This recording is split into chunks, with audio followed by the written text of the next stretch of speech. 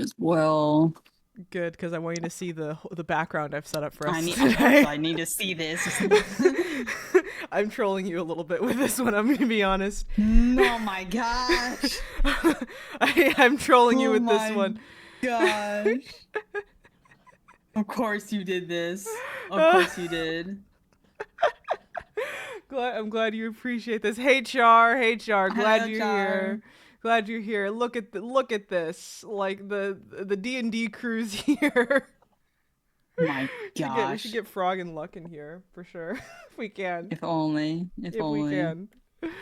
Um oh my god. Oh my god. We read Homestuck Act 6, Act 1 through Act 6 Intermission 5 because this is when the numbering system breaks down. I don't know why they did it like this, but the numbering system breaks down from here on Like out. sub like subplot. Yeah, yeah. It's like subplot division. Yeah, yeah. So, I mean, a lot of things about Homestuck break down from here on out, but also I found myself actually quite liking this act for the most part. I had a good time with this. I was actually shocked at how much I enjoyed this going back when, to my memory, this is when everyone says that it's like all downhill from like the end of Act 5 for a lot of people. But Really? So like this is when like the fandom turned on itself? yeah, yeah, I liked this. I liked it though. I mean the fandom imploded for a lot of reasons is the thing, so I think there were mitigating factors for sure. And I'll get into those when we get to them. Yeah, this is the only context I have because I've never Yeah. been in this fandom is just reading it for the first time. So even I'm like, what is going on? There's so much going on. There is a lot, but I mean it's yeah, Charles, I'll agree with you there that like from a literary analysis standpoint, I think this act actually holds up pretty decently and I think there's actually a lot to discuss potentially. So we're gonna do that. We're gonna do that for I have like nearly 60 pages of notes. I promised Quixby I would not read every word of them, and then I would I was like, we're yeah. not gonna get to all that. I think we're gonna have to like. I wanted us to start early so that way I'm not keeping her up until 1 a.m. hopefully, and I think the goal is for this to not go past 4 hours. That's the goal. Chat, I say bet. It's gonna happen anyway. It's gonna. I 4 hours is generally my limit as far as streams go. By the time a stream goes over that, I'm just like absolutely dying. So You have yapper powers. I I do do, not. I do. Uh, Yapper debuff. yeah. I mean, we haven't gotten to like we haven't gotten to like the retcon proper yet. We since intermission 5 really only takes you through the first part of the retcon, really, the one where John does the arm thingy.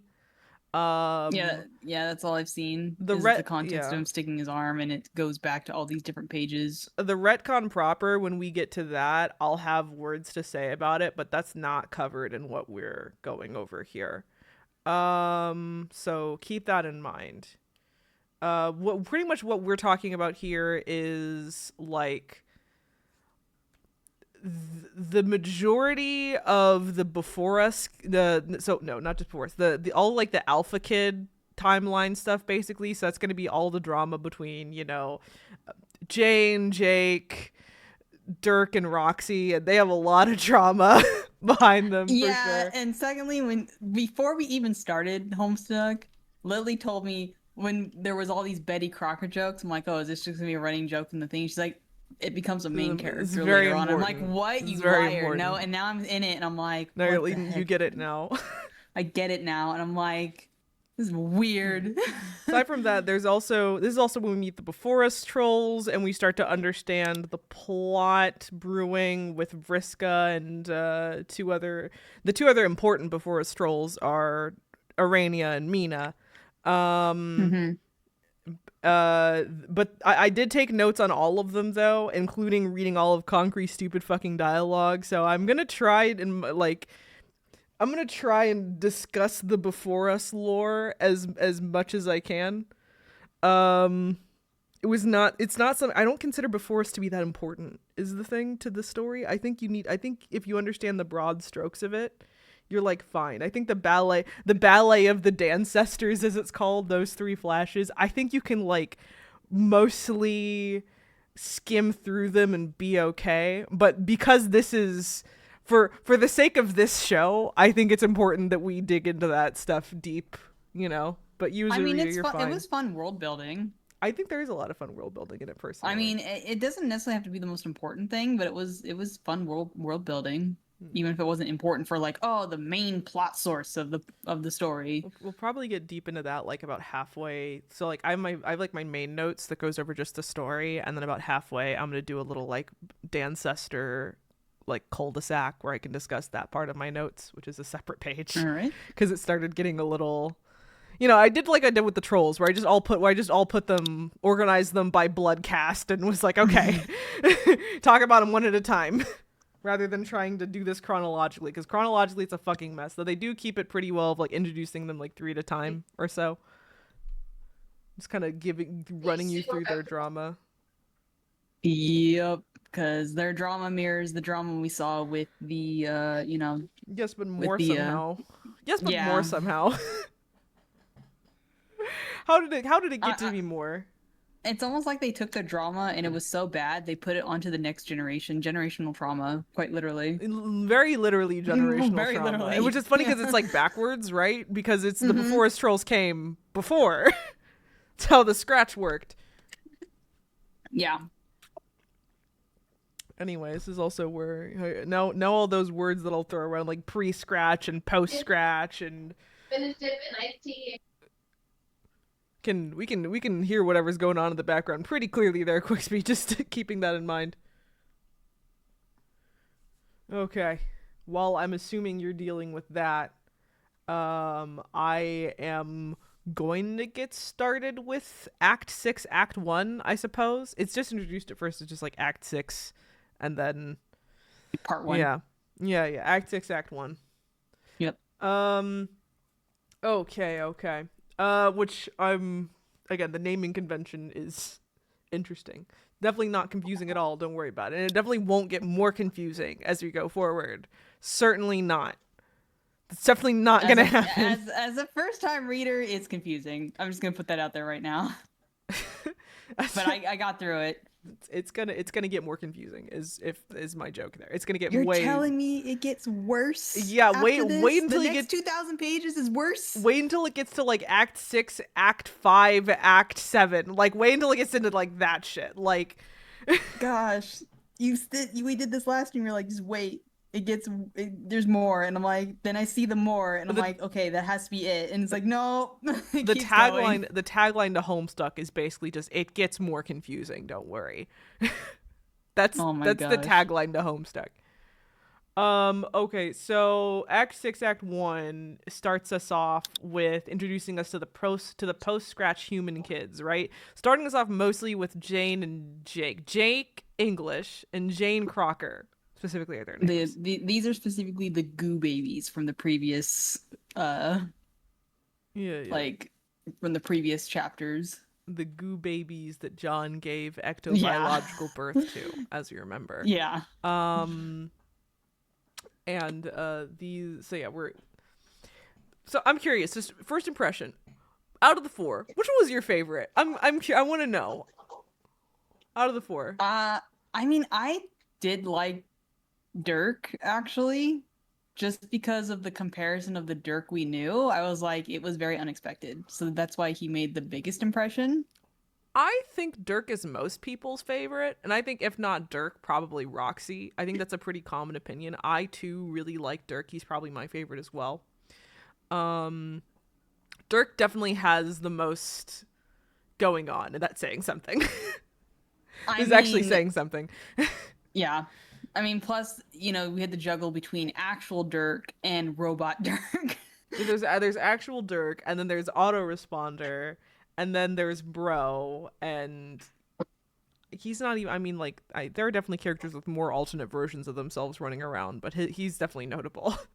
Yeah. Dream Dirk too, but I don't. Oh yeah, there's Dream Dirk. Yeah, it's almost the Dream Dirk, Brain Ghost Dirk. Yeah. I mean, might as well just put Afterlife Dirk in there too. Yeah, why not? Anyway, we start off with, so first one we meet is Jane. That's why she's gonna feature in the thumbnail for the VOD on YouTube.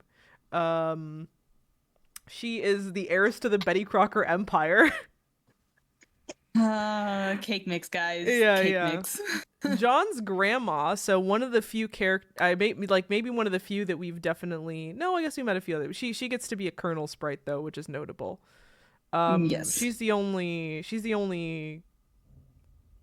maybe not living of the of those like The adults. yeah, of the adults, but she, by technicality, I suppose, yeah. So we are actually familiar with her more so than we would the other four. She likes funny men and detectives. She has her whole like hyperfixations Joke. that all the characters do. And also being a prankster Yes. that continues on. Mm-hmm. And this is also our confirmation that, I mean, we already kind of knew that something was weird about Betty Crocker, but this is definitely when we find out that yes, there's something very, very weird about Betty Crocker. Where we find out that Betty Crocker is just like an alias used by the Condess, the Empress of the Troll Empire. Troll Empire. And also, She's incredibly wait, hot hold on. though, so fair. We did find out Who's not at this point when it comes to when it comes to the just all the troll adults, I guess is the best way to put it. who's not what? I'm confused. This is the ancestor trolls, right? Yeah. No, I'm saying Yeah. the Condess though. She's she's just saying that she's Betty Crocker. Yeah, who isn't? Are you saying who isn't hot? Yeah. Okay. Literally. Okay. Yeah. No, they're all incredibly attractive. You're right. Yeah. Yeah. Condi's extra hot though. That is fair. But they all are in fact really hot actually. I I will say Emporum, that like awakened something in me as a teenager. Laying eyes on Porum. Damn. Actually, Porum, yeah. Porum was a Porum's vibe. hot. Porum's Yeah. hot. Oh my god. She Oh looks my like she would god. give pretty mean tattoos, honestly. Oh my god. Yeah. Anyway, before I get distracted before we even get to that section. Anyway, yeah, Condess is actually Betty Crocker, which is kind of funny. And trying to see here. Okay, so the funny thing about Jane, and hey Mixo, the funny thing about Jane is that I think oftentimes amongst the like post scratch human kids, she's oftentimes the least favorite of the four. And the reasons for why are kind of interesting and kind of spoilery. I think like a lot of people especially dislike her for what she gets up to in like the epilogues and the sequel. But even putting that aside, I think she got a bit of a bad rap as far as Act 6 went, and I think some of it was like slightly deserved, some of it wasn't. It's definitely a feeling of like all these characters are. God damn! Why are my neighbors fucking bowling again? There's definitely an aspect of like of all these characters. You know, they're teenagers. They kind of fuck up like teenagers. They have drama like teenagers, and she definitely gets the worst of that sometimes amongst the humans because she's like all wrapped up in this love triangle, except it's not really a love triangle because she never quite stood a chance. And like, And this is Jane, right? Yeah. Yeah. Like the whole the love triangle thing is like ridiculous, and obviously I think the best part that summarized it was like, you know, when they had this whole like heart to heart about like just waiting around and no one does anything, and I'm like, you guys just didn't communicate. Like that's it. You weren't honest about anything that you were thinking or feeling. Might have to circle back to that because I'm not I'm not 100% sure exactly what part you're referring to, but yeah, I'll say also Liddy, she definitely did get a bad rap, especially in fan fiction, in a way that a lot of times whenever you have like a female character ostensibly getting in the way of a very popular slash ship. And Dirk Hmm. x Jake was a super popular ship back in the day that, like, that character oftentimes just attracts bullshit from fans. I'm not surprised. Yeah. The Homestuck thing definitely, like, that section was definitely pushing that arc into it, so I'm sure the fans latched onto it, Mm-hmm. pretty hard. Even funnier because the relationship doesn't even last, but we'll get there when we get there. No, it did not. No, it did Uh, not. did not. When I was a kid, I was upset. Now I fully fucking understand. Anyway, there we go. Anyway, I think they all monologue. Yeah, but Lydia, I see, I see. Okay, so, what else do we got? Oh yeah, I think immediately you kind of start to understand that these guys aren't just like copies of the pre-scratch kids, you know? It's not just a one-to-one. They're kind of like remixes of them, I guess. I mean, Maybe the yeah, nice way there's to put it. similarities, but they still Yeah. have their own thing going for them. Yeah, yeah, and it is I do. So, like, one thing that I took a note of with Jane is that, like, while she in some ways represents John and Jade, she also has within her aspects of, like, Rose and Dave, that she is like she has this kind of passive aggressive one-upmanship thing that is more indicative of Rose, for example. And then you have Jake, who on the other hand is like, doesn't have a single passive aggressive bone in his body, and then Roxy, who seems more earnest than Rose really is, in a way that's almost more like John. And they kind of see the, like, mix of personality traits here that are happening and how it goes from one to the other. And I don't know. I mean, I did find Roxy a little annoying just in the way she talked. So for legibility reasons, or like because, like, as a character, I think she's kind of perfect personally, but no, like no. As her character, like, I get her character. I just found her annoying. That's just personally on me, and maybe that's just because I'm more like my temperament is kind of like part of I I liked Rose and what's Kanya, I think is her name as yeah, well. can I Rose and Kanya with, like, the Kanaya. over God damn explaining it. Kanaya. Sorry, Kanaya. And then Kanaya and Rose along with, like, Jane, just I guess maybe it's just me personally relating to, like, the misfit, over explainer, overthinker, anxiety I mean, bit. I mean, yeah, but, like, I fucking loved Roxy. I have no clue what No, you're no, I talking know. about as far as it I'm being. not saying I don't dislike her character. I'm just saying I just found her annoying sometimes. Why? I just it's like maybe the Barbie bit for me. I'm not into it. What Barbie bit? Like, I guess maybe it's the parts where she was drunk all the time and the way she texted got worse when she was drunk. Yeah. So that part was just really annoying to me to read. Oh, I mean, Roxy's like my second favorite, so I'm kind of taken aback. I'm like, why Wow, didn't you wow, like her? okay. Yeah. I'm not saying I hate her. I'm just saying I just found her I didn't say annoying. you hated her. I'm just wondering what I'm just wondering what you didn't like about her. I mean, mostly I think her whole arc about, like, being a recovering alcoholic is, like, one of the more I think that's one of the more interesting arcs in the whole comic, personally.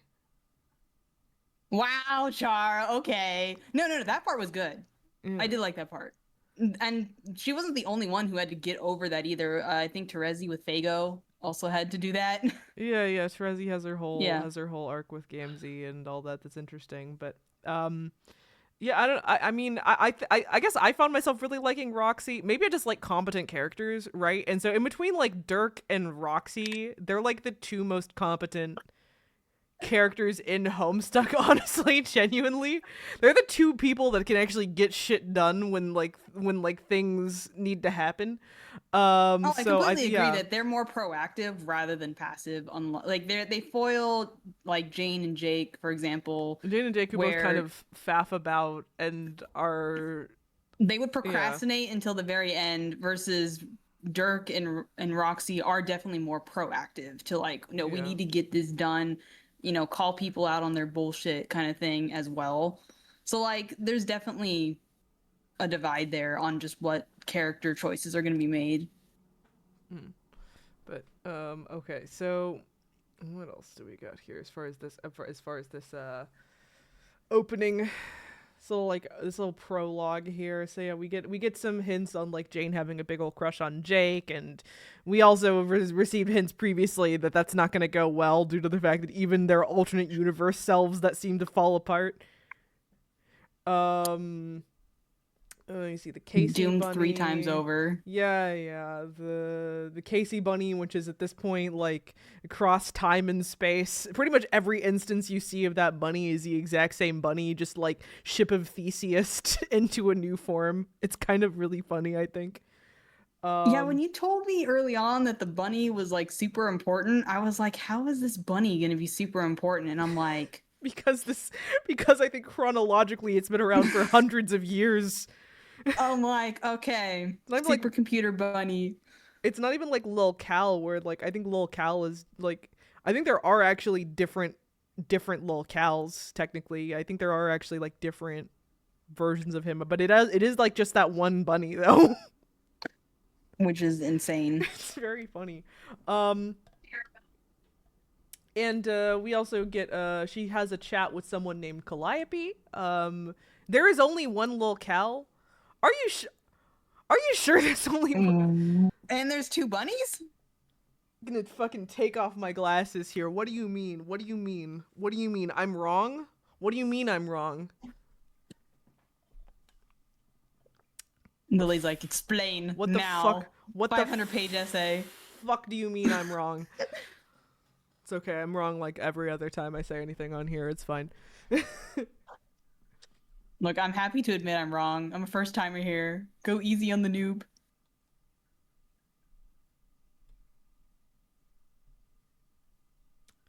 Well, yeah, Is Lil Seth just a robot bunny? That's the one Dirk built. Okay, but yeah, Liddy though. I'm pretty sure that bunny is just like the next step of, because there's also a cyborg version of the bunny later on. Yeah, is that not just the next step of like? It's pulling a Digimon, like it just keeps transforming. But Happy's agree to disagree. Agree to disagree. I think my version's funnier. Anyway, continue on. Jake over here. So you get Jake. You're introduced to Jake, right? He's the adventuring. He's. I'm done talking about the fucking bunny. Let's move on. Jake. He likes his adventuring movies. He likes his blue ladies. There's a lot of like Avatar references with him. And we're gonna shut up about the bunny.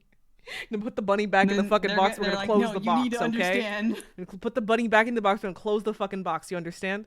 Okay, Jake. Basically his whole thing is you're like very slowly setting him up to like one of the Circuit girls, right? His whole thing, how he likes Spider Girl, he likes blue ladies, he likes adventure, and you're like, okay, he's gonna have a crush on, if not Vriska, whoever else we're gonna meet late, like very soon. It's very clearly telegraphed. Thank you for putting it back in the box. I appreciate it. Anyway, I will say, aside from Rufio, Jake is probably the closest thing that Homestuck has to a himbo. He is pretty oblivious. He's in universe considered to be attractive and has literally nothing behind the eyes. It's very stupid. No. They're like himbos in slightly different fonts. It's kind of funny. Which is why he'll say the dumbest crap at the worst time possible, too. Also why he is, I think it's kind of funny that Jane receives hate, Jake doesn't, which is, I think, a little ironic considering he is, like, maybe one of the most insensitive characters in this comic, as far as just, like, accidentally shitting on people's feelings very consistently all the time. Or just flat out ignoring them. Like, literally flat out Like Yeah. even when people directly tell him how they feel, he doesn't necessarily respond to it. Liddy's saying they've seen JK too. I haven't seen as much is the thing, not to the same volume. But also hey there Lima. Hey. Hello. Welcome. I haven't seen it as much to the same volume. Maybe more so once Act 6 started wrapping up, but like Jane's definitely always been a bit more. Yeah. Usually people I who hate actually wouldn't Tavros know as because well. Wait a sec. Yeah, they are a bit the same. They're a bit the same person. Like Tavros, Rufio, and Jake have a bit of like a trifecta of kind of ineffectual piss baby men. But some people like pathetic men, though. Mm-hmm. But yeah. Uh, some people like Tavros. What can I say? you know. Anyway, you'll never catch me doing that. Not that I'm a Vriska stan, but you'll never. But she was right about one thing. You know what? I can't even disagree with you on that either. See. Anyway, I can't. Char got it. Oh gosh. Yeah. I mean, I don't hate either of them. I'll say. I just think that they're both just like kind of mediocre men, and I think that's kind of the point with them. I mean, yeah, that's literally the whole point. It's reflected in how they talk, especially about self-esteem as well. It's the point of their characters that they're just kind of mediocre men, and yeah. So well, it's... you got Matuna. Should you be worried? I mean, considering Matuna, maybe a little bit. Wait, is it Matuna pre or post the head trauma? It's a big difference. Anyway, where are we? Oh yeah, so Jake, Himbo. Yeah, Himbo, who wears Laura Croft thigh holsters and who, oh yeah, also likes crappy movies. Yeah. Okay, here's my little bit of note here. I'm gonna start trying to stick to my notes a little bit faster, so maybe we can like a little bit more, so we can maybe get through this at a rate. So I'm kind of already like half an hour through. Okay, so I think my take on Jake, he's fun at times, maybe a bit boring at others. I think the most interesting bit about him is, the very popular ship he's involved in, which we'll understand the arc of that as we'll go along. A ship that for basically the entirety of Act 6 like took over the fucking fandom. I like Dirk X Jake was everywhere for a little while there. It was the most popular ship for a time. Yeah, as we'll see though, it does not last the end of the comic. So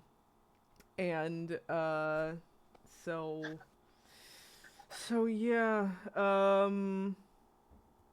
What else do we got here? Dirk calls avatars shitty space furries, which he's correct, by the way.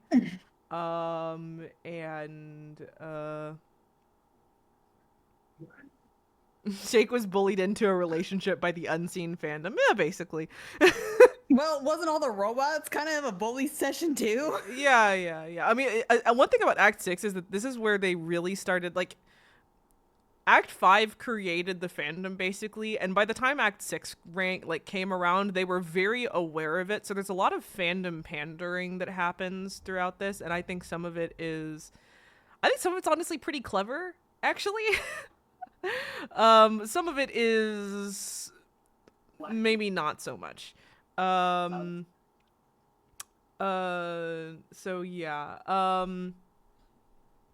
What else do we got here? Calliope is here to provide essentially our recap, more or less. Instead of having a proper recap, they just kind of like gave us a few times where a character more or less just reminds us of what's going on. So she, before we even know who she is, starts to explain the whole sequence of how the world's happened. Start off with Before Us, and then Alternia, and then Earth, and then post-Scratch Earth with the Alpha kids. and hopefully they can actually get it right this time, because I'm pretty sure they're out of tries. But yeah, at this point, I mean, I think at least as far as that goes, at least there's no more alternate. No, I can't say that. I was gonna say There's like more alternates? no, there's no more universes you have to worry about for now. Okay. There's no Oh more my gosh. universes. I'm I gonna did have to lose stop my myself before I mind. was like, no, you haven't actually seen the rest of the retcon, so you don't know what happens with that. No, I don't know. So put a pin in that for now. Jake definitely has a kind of worrying Lord English motif that you see at first, and you find out later more or less that he is named after, that his last name is English, is like a bit of a fuck you, because at this point the Empress is more or less enslaved to Lord English in exchange for her great power. Yeah, it was literally quite named, as he put it, named after a demon that's stronger than her. Yeah. Who is, gonna be quite the problem, and we're also gonna, meet a version of him pretty soon, chronologically here. I mean, you've already met him, but in my notes, I mean. Caliborn, right? Caliborn. Yeah. So, this is also around where you meet AR, autoresponder, Dirk's little AI, that when you start off with him, he kind of just resembles, like, Dave, even with the red text especially, but, like, I think Dirk even says, like, yeah, he's just someone that's, like, he's, split off from me from the time he was, like, 13, and then has slightly different experiences. It's like, yeah, it's AI kind of that's just learning. Dave. Yeah, he's Dave until he starts to throw in a bit of more like HAL 9000 evil AI into his shtick, essentially. But at first, especially, it's actually kind of it's kind of difficult to like parse the I guess tell the difference between the two of them sometimes. And it's like, gosh, it's definitely intentional. Later on, Dirk, of course, has this whole breakdown about how they are actually more or less the same person, and how he just kind of wanted to deny it. So you definitely get like, I don't know, back me the fuck up over here. I feel like I'm doing. Okay, well, Back me the fuck up over here. Between Dirk and Dirk and Babe. Well, I'm losing Oh my no, train I of thought. actually agree with that. I thought Dirk and Rose actually had actually interesting chemistry. Yeah, Dirk and Rose have more similarities than Dirk and Dave a lot of the time. Well, Yeah. honestly, the way I'll wait until I get I have like notes in the Dirk section of like things I find interesting about his character, how I think he differs from Dave, but I think it is interesting. Oh yeah, AR is saying like weird out of pocket shit sometimes, and it's always hard to figure out if he's joking, and Dirk is kind of the same way, honestly. I think with Dave it's actually easier sometimes to get a grasp on his like kind of nerdy, insincere style of humor, right? Like he definitely is someone that I think likes to put himself across as like a funny man, right? He likes to make his funny haha jokes, makes people laugh. Where Dirk, I think he cares about making people laugh, and obviously he wants to be likable by people. Like Dave cares about being liked by who he's around. Dirk is definitely more walled off, which would explain this is where it gets complicated, because we have the Dirk that comes first, and like we had this conversation before in the previous streams where I said there was something off about him. As we kind of that was touched with on like Bro though, the abusive, Bro specifically, of course, but yes. Yeah, and so watching Dirk's character now, where I'm like, okay, he made a statement once where he's like, I literally raised myself, and it's like, okay, so maybe his emotional neglect is probably manifesting with that kind of behavior where he just doesn't want to be vulnerable at all. I mean, it's just maybe universal universal constant with Dirk, I suppose. Yeah. But yeah, there's definitely a level of like Dirk's aggressive antisocial behavior that like manifests in him just like, I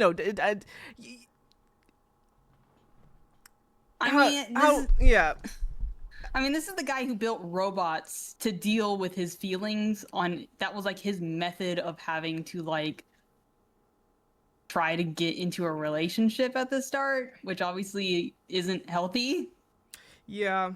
So he's got emotional constipation, and He's got obviously, his issues got issues. His issues got issues.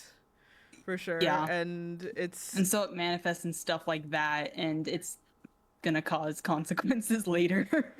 oh yeah. Oh for sure. But yeah, it is funny how between the two Strider bros you kind of feel, especially Dave now, you like by the time he reaches the end of Act 6, he Dave strikes you as being more emotionally mature, and that's like holy shit, is that a race to the Yeah. bottom?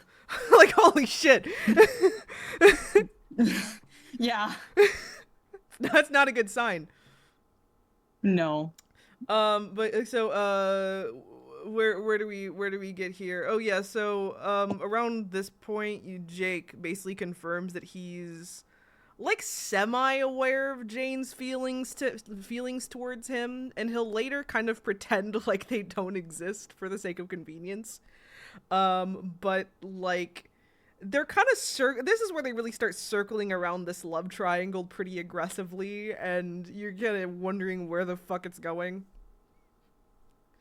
Yeah, but there was literally a part like in the story where like didn't Jake try to he admitted his feelings to Jane. Jane denied it, and then just immediately went, "Well, you know, I guess I'll just get with Dirk then." Yeah, basically. Yeah, That's basically like- that's exactly what happened. What else do we? Oh yeah, I scrolled over to my Dirk section, my Dirk proper section over here. Here, my But the thing is that she lied. She panicked. She had feelings. And then she just said no. Quickly, Just immediate denial. Quixby, you're jumping around pretty aggressively, and I'm having a hard time following. I'm sorry. I'm with the chat. I'm just talking with the chat right Okay. Okay. Chat, stop enabling her. I have my notes. Anyway, so my Dirk proper section over here. Where we get more dialogue with him, a bit of insight, some more AR stuff. So yeah, what else do we got here? Oh, yeah, we find out that Dirk looks up pretty aggressively to post scratch Dave, who had a whole career with the Sweet Bro and Hella Jeff movies, which is hilarious to me. Where they were played by like Owen Wilson and like Ben Stiller, I think. Yeah. I will admit though, those comics Donald Glover. gave me a stroke trying to read those. Yeah. And of course, there's more Nicolas Cage jump scares. Oh in the yeah. hyperlinks. Oh yeah. There's oh, Nicolas Cage continues to follow Always. us. Always, he will continue. I hope whenever you look at him from now on, you think like how Homestuck reference. I hope whenever you see his face, that's the first thing I'm that never comes to your gonna brain. forget it. It's going to be that forever. The only thing I wish, if I had known that it was gonna be this prevalent, I want a Nicolas Cage counter. I want to know how many times he actually shows up. Like, probably a lot. Oh yeah. Counts as a guest star for sure. Probably more than some named characters. I think more than Like, fucking Rufio, probably. You know what? Actually, I wonder, would this spoil? Should I look it up? Should I look it up to see how many times if there is a Nicolas Cage counter? Why would that spoil anything? I don't think I'm just so. making sure, because okay, so let's see how many times. Okay. Oh yeah, this note my notes about how so yeah, also in my opinion that while Dirk does have a sense of humor, so deadpan, it's hard to make sense of he's not really trying to be humorous a lot of the times in the way that Dave is.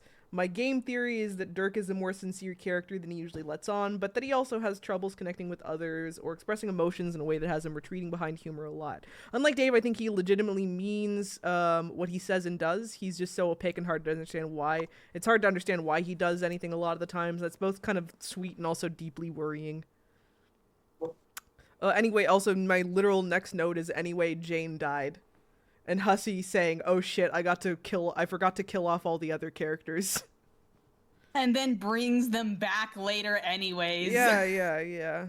He's really getting behind on his mission of killing all these dead kids.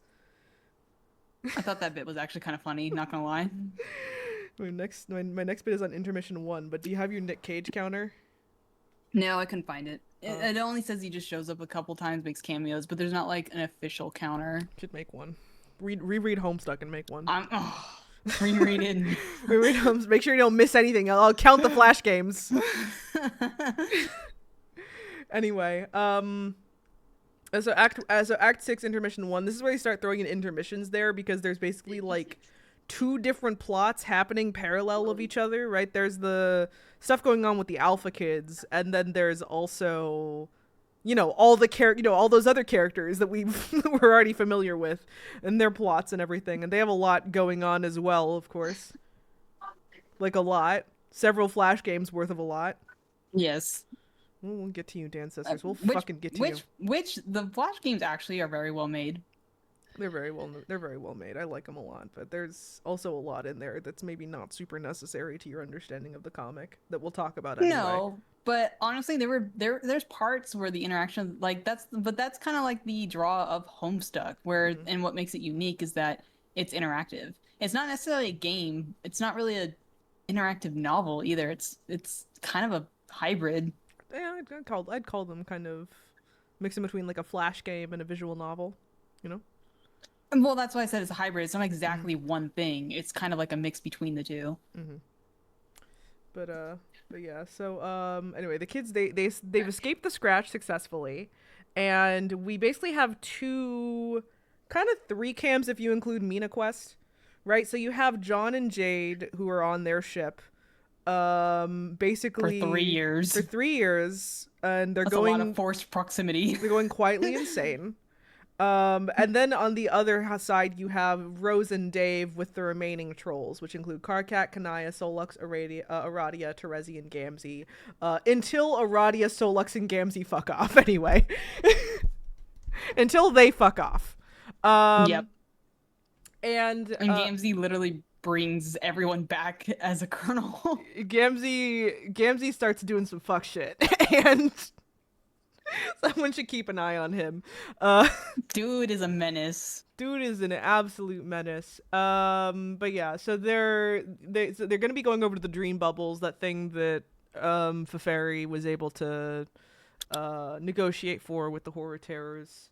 And this allows them to meet all of their friends, the dead ones, the dead before us ones, the bubble memories. So many dead kids, piles and piles of dead kids. I mean, to give you an idea, when Mina's going around looking for like recruitments, didn't they say they were literally like in the millions of people? Yeah. I mean, it is like ghosts. But like I think probably Universes? yeah. It's like, I mean, not only is it's infinite possibilities within these. I guess somehow they keep track of each other. I think so. Homestuck Spider-Verse. Yeah. Yeah. Except there's like 24 of these fuckers. Yeah.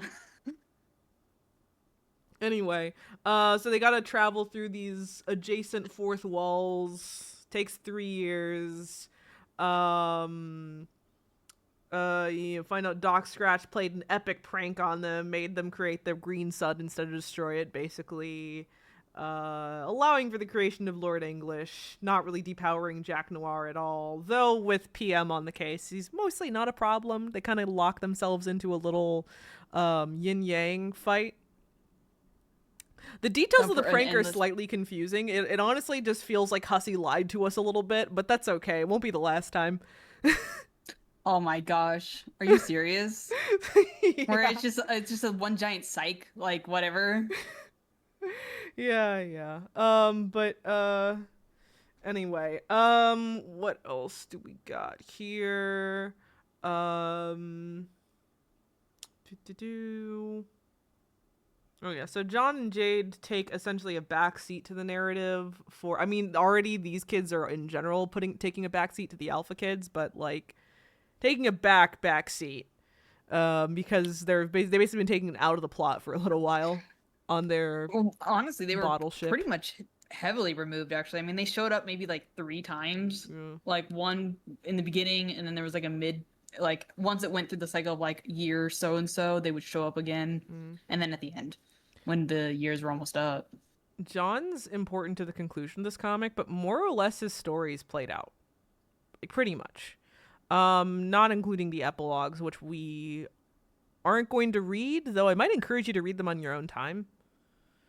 I mean, didn't you say they hated it though? Like the fandom just did not like it. The fandom hates everything after Act 5, so I'd say take that with a grain of salt. But All right. the epilogues are divisive, is what they are, and they're also like they're like formatted to look like fan fiction, basically, like on like a post on AO3, more or less. So Okay.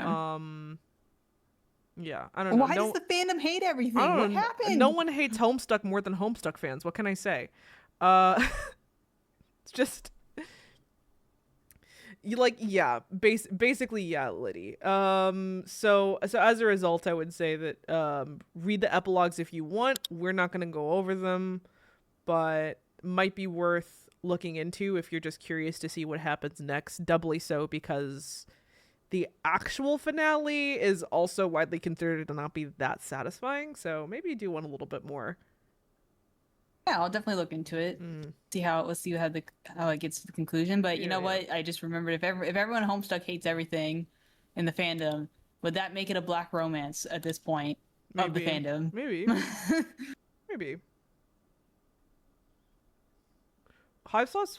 There's literally nothing to hive swap. There's literally nothing to fucking hive swap. Like, what fucking like how much goddamn money got poured into that game for it to just be a kind of like average point and click adventure?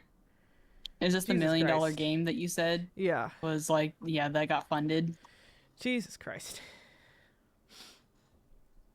It literally pulled a Yandere simulator kind of scam. More or less. I mean, at least the game fucking came out. But still. Okay, so skimming through notes. All 39 pages. All 39 are plus pages. Are we sure Lily is not concrete? I am. Thanks for noticing. Hive swap is, I never played part 2. I assumed that was the conclusion. Are you saying there was supposed to be a part 3 and it just never happened? Supposed to be 4 parts. Well, hopefully the same treatment doesn't happen with the animation that they're trying to push on. Yeah, but I don't think. I mean, luckily they aren't kickstarting that one, so I don't think they can. I think that's mostly why people were mad about that, because they kickstarted it and then. Yeah, I think I'm more meaning like even if they have the funding, that it doesn't get canceled or unfinished. Once again. Anyway, you're jumping around to the story again, chat. I'm God, just talking. God, let's keep I the wasn't fucking blamed. schedule. Okay. Anyway, so where are we? Okay, so, oh yeah, this is funny. I think Dave mentions a thing about the, like, Grim Reaper, and then Terezi says that they also personify death, but as a man with a skull, a handmaid, and a hypnotic glare, aka Lord English. I actually quite like the animation, by the way, but that's just me. I do too. Yeah, I don't, anyway. It was really well done, and I hope they can keep it up.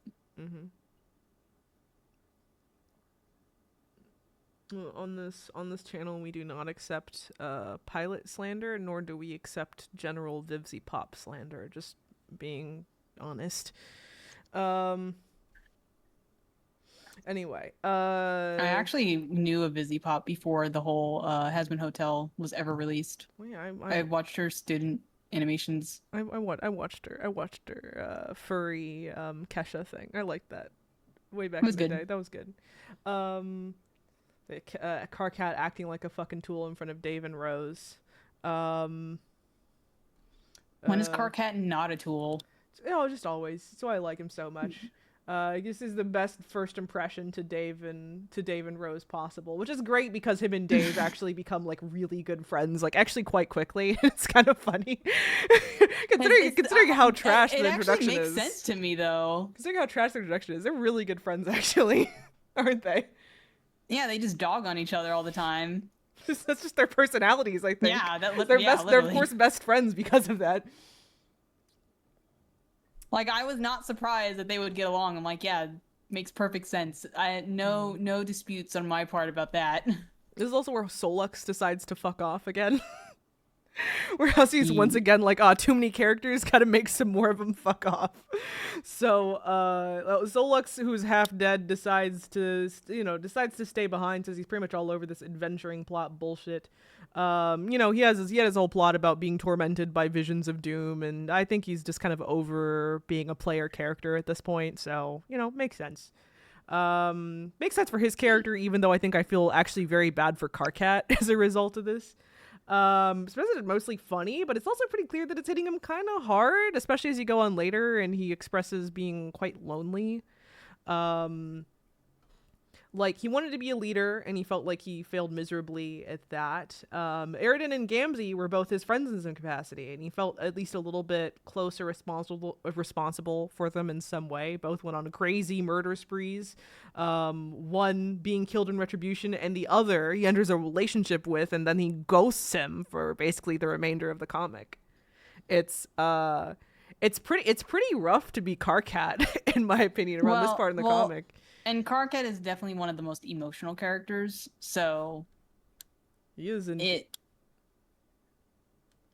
seems like it seems like constantly characters are either leaving him, dying on him, or otherwise being negatively affected by his actions. And otherwise, he's a pretty empathetic, sensitive guy, so you kind of hate to see it. Yeah, honestly, yeah. Like he fucks up. He fucked up with Terezi, obviously. That was his fault. That was entirely his fault. But, like, otherwise, it's just kind of rough. Yeah, and it's kind of like also just a shit situation if you look at, like, them trying to save the universe as well as balance their relationship problems. Yeah. But, oh my god, the fucking leprechaun romance. I can't be bothered with that shit. Listen, I may be concrete levels of talkative, but I'm no Arania, okay? I don't care that much about granular fucking details. I liked Arania, though. I like her too, but I gotta dunk on her. I gotta dunk on her a little bit. I do love her, though. She does talk a bit like a know-it-all. She's very observational. She is. She's that to such an extent that I don't know about you. Did it occur to you while, like, meeting her that you're like, oh shit, like, I definitely remembered that all of her journals that Vriska reads about Mindfang are all written by Mindfang. So it did actually occur to me, like, how much did she embellish that, you think? How much did she maybe, like, sprinkle on a little extra to make herself more interesting? Probably some. Yeah. Probably some. Yeah. Which is fair. That's fair. But, like, I did definitely think it's like, oh, I definitely, the second I met her. Every history book is written by, the victors. So, of course, there's going to be, some extra flair. Definitely, there's definitely, like, a certain, I don't know. Definitely had, like, a reframing there. And the same way that Mina kind of helped reframe the Empress. Like, being like, oh, she's Nicki Minaj, got it. Like, Arania, I think, helped to me reframe Mindfang of being, like, she's probably much nerdier and much more sensitive and quiet than she maybe first presented herself as. I think probably, probably the best. Sorry, continue. Oh, I just say, yeah, I'm agreeing with you that she gives off more introverted vibes than what was first expressed about her character. Also, Lima, 1, hell yeah, fellow ace, and 2, Hussey would find a way. That's literally his favorite fucking character. Anyway, aside from that, to me, one of the best parts about the Dancestors in general is that I think they help, they help reframe how you view the ancestors, as far as, like, giving them a personality that the very exposition dumpy style way they present their story, like, how, like, that can't really show you much about who they were as people, where this is like, okay, we're maybe, allowing a version of them to at least be built up in your mind, potentially, of the kind of people they might have been. And not just, like, the legends that we first were introduced them as. which again, great from a fan fiction perspective for sure. I think the fan fiction writers went wild with that one. There's a few really good ones I can recommend for sure. There's one I'm gonna probably yap to you about after stream if you have time. But fan fiction drama, fan fiction. You're gonna drop a fan fiction link? yeah, probably. There's So like one. brave. It's like one really good one. There's one really good one I'm thinking of that like focuses a lot on the Before Us stuff that I gotta recommend. So anyway, what else? Oh yeah, also everyone's pairing up except for Carcat at this point. It's like everyone's in a fucking romance except for him. But yeah, that's Act 1, Intermission 1. Pretty short. Act 6, Act 2. This is where I think we're actually introduced to Roxy and Dirk, I think.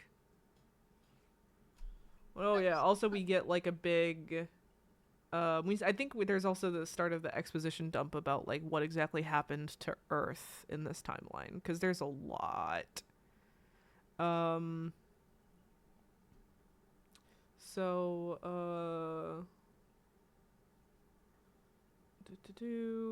yeah, so we get also interesting tidbit here before I guess we get to all that shit. My first note here is that Dirk is confirmed gay in this act, which I think is interesting. Why do you think it's interesting?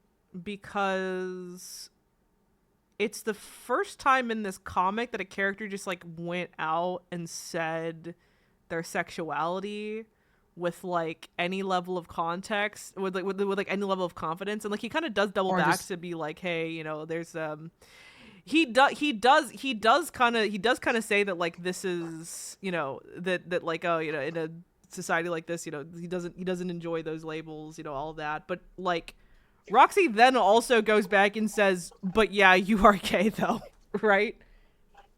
Like I mean, unlike Dave, who kind of like had implied, I agree that the difference with Dirk is he outright says it. Yeah. I think whether he was signed gay by Roxy, whether he is finding himself like, I guess I see that as almost like, even if maybe the character has in-character reasons for not being 100% down with the label, this is how we as the audience are supposed to immediately understand him. This is the story more or less saying, yes, he is gay, he only is attracted to men. You know, nothing like, you know, it's, think about like the other like queer characters, which there have been other queer characters where it's like, you know, all pretty much all the trolls are pansexual, Rose is kind of figuring herself out, you know, but like that's all very vague the way it's presented. Dirk is presented as like a very hard line. This is a queer character.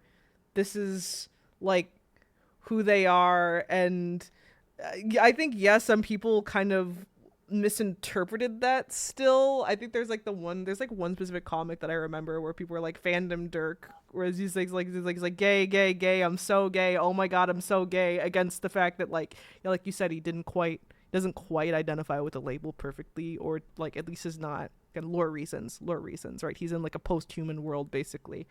But yeah, it's I still think it's interesting. I still think that just having a character be given a specific label is important for like representation reasons. You know, to not waffle about it, to not like take the easy way out and say, oh, this person just doesn't like labels.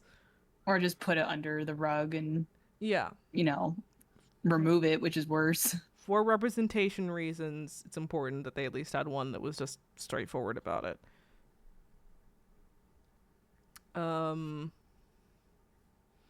Yes, also Vriska's APAB, assigned pirate at birth, obviously.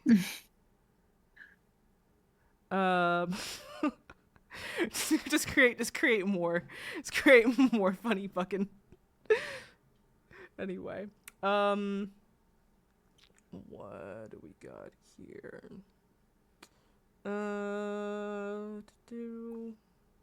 Yeah, so Roxy's worried that playing the game might advance the Condes's schemes at this point, so she kind of starts playing funny pranks on Jane, including blowing up her blowing up her like computer or something. Like there's several assassination attempts on Jane in one like within the span of 5 minutes, and at least one of them's Roxy. Very extreme sabotage. Oh yeah. And Dirk, Jane is gonna be the leader of the session, supposedly, is the first one entering, though Dirk assigns himself as being the puppet master, which I'm sure will end well. He's definitely emotionally stable enough for this. This definitely won't crash and burn. Honestly, it doesn't, is the funny thing. It more just like peters out, but anyway, okay, this is where I mentioned that like the second you say AR, the red AR text, you start to realize that he sounds a lot like early comic Dave. Not so much Dave with all the character development, but like Dave in the way that he's Dirk, but like slightly more irritating and jokey. This is the autoresponder, right, as well? Yeah. AR, later known as Hal. AR. Later Hal. known as Arqueus.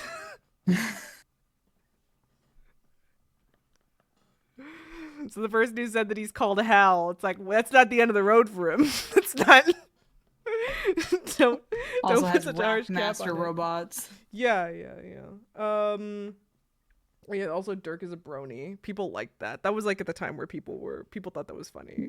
People like drawing him with like. Is there still a big presence of bronies? No, they're all like furries now, I think. Yikes. Mostly I guess the new season of My Little Pony killed a lot of bronies out. Yeah. I mean, I think a lot. If anything, I've seen people actually say that the fact that a lot of them kind of made it out of the fandom and like continued, went on to other like greater, better things is probably good, probably for the best, right? I compared like I was like watching a video in particular that was talking a lot about like the whole moe like thing in anime, the moe fandom. Which I told you about it a bit, I think, and positively compared the brony fandom to it, saying that like, well, the moe fandom guys seem to be pretty much like wrapped up in that in that fandom and just continue to just suck their money, just like suck them absolutely dry of all like of their life, basically. Like, well, like the brony guys got out is the idea. They got out. That's valid. But is Dave a furry? No. Maybe. That's what Lima asked. Dirk is for sure. Statistically, if you were if you were a former brony, you were currently doing one of like 4 things, I'll say. You were either a furry, trans, or reviewing cartoons or anime. Those are your 4 options. Maybe a combination of the 2. I mean, Jade is a literal furry in the comic. Yeah, Jade's definitely a furry, and Jake denies being a furry, but I see him. Breaking news. This is also why the pony guys are better than the moe guys. The pony guys, like half of them are just trans women now. The moe guys, half of them are like Nazis now. So, which is terrible if that's the case. So yeah, so there's the divergence point. One leads to like, happy sunshine, rainbows. The other one just absolute death, darkness, and decay. Moral of the story is My Little Pony was this. Moral of the story is My Little Pony's better than K-On! That's final verdict. Final verdict. Anyway. Yeah. Well, yeah, I'm not saying that. What else do we got? Oh yeah, for a second there, they're trying to gaslight you into thinking that Calliope is a troll. She's not. It's kind of obvious she's not if you start paying attention, but it is Her funny. OC was cute though. I thought that bit was cute. Her OC's really cute. I love her OC. Yeah. Oh yeah, there's like this one S file over here. I took like specific notes on it. The S Prince of Heart Rise Up, where Dirk is just like aura farming for an entire fucking like animation. He kills his would-be assassin, mounts his head on the palace courtyard as a big fuck you. That was insane. Yeah, like uh Literally. my little wink wink nudge nudge joke to the audience is that like, wow, very, well, Dirk is so cool, good thing he's not a villain, or else that'd be like a really that'd be quite the problem. That'd be that's for Homestuck too. Don't worry about it, it's not canon. Don't worry about it, it's not canon, but Oh, still it's okay. kind of funny. Him and Jane are a little bit villains in Homestuck too. Are we serious right now? They become villains? More or less. It's not canon, so don't worry about it. Okay, it's like a what if episode. Basically. Okay. Oh yeah. Also, you see here, Dirk's robot self strifing with Jake has a lot of similarities to Bro strifing with Dave. And that basically scarred Dave for life is the funny thing, but Jake just seems to be like into it, which is like kind of funny. I think he just thinks it's cool. He as he put it, I like to wrestle. He just likes to wrestle. What can I say? Um, Oh, to get a bit speculative here though, and I know you and me have talked about this a bit off stream. Which is, so Dirk is someone who fancies himself a puppet master, literally priding himself in his ability to manipulate others. He's also someone who's not terribly in touch with his own emotions. He has a tendency to even see his friends as chess pieces, things to be poked and prodded until he gets the result he wants. Not that he doesn't care or love them, just that, I think actually a lot of what he does is to protect them and help them or prepare them for the difficult journey he knows is coming. But I think that he has a hard time treating them like real people. You want to like Dirk, but it is actually really easy to see how you get Bro from him. All the previously established impulses and personality traits, combined with the declining mental state caused by Lil Cal, a puppet that contains the will of, two major antagonists, Gamzee and of course Caliborn. Yeah. And I never liked that puppet. Creeped me out from the start. Curious how his arc is going to go, but it is actually pretty easy to imagine him as a villain. Anyway, yeah, I yap here, Lima. I yap. Fuck you. Fuck you. I'm a fucking video essayist. I'm gonna yap. I literally wrote like mini little essays within my notes.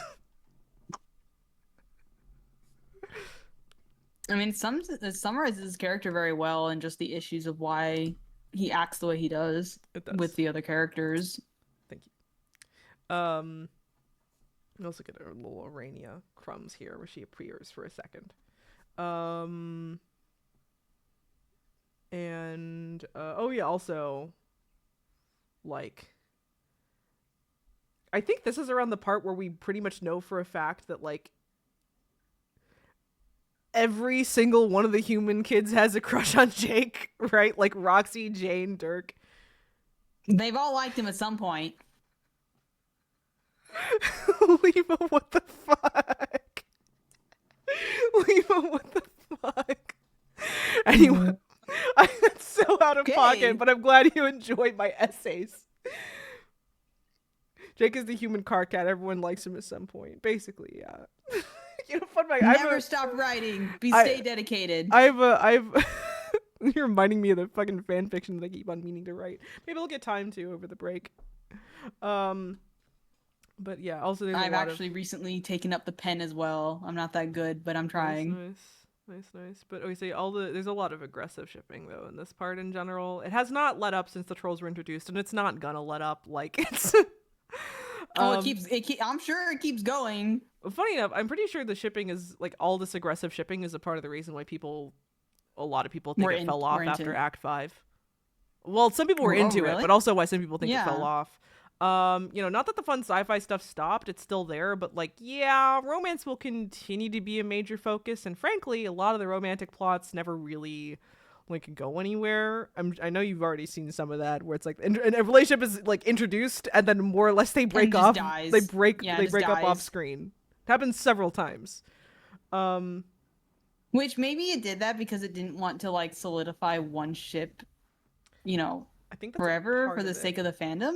I think that's a part of it. I think there's also a level of realism to it. I think while Well, it's satisfying as like a reader or like a viewer of a thing when you have your one ship and then the whole thing's just dedicated to building up to that ship and then like confirm, right? It's like Yeah. it's not really how like it works in real life, obviously, especially not with teenagers.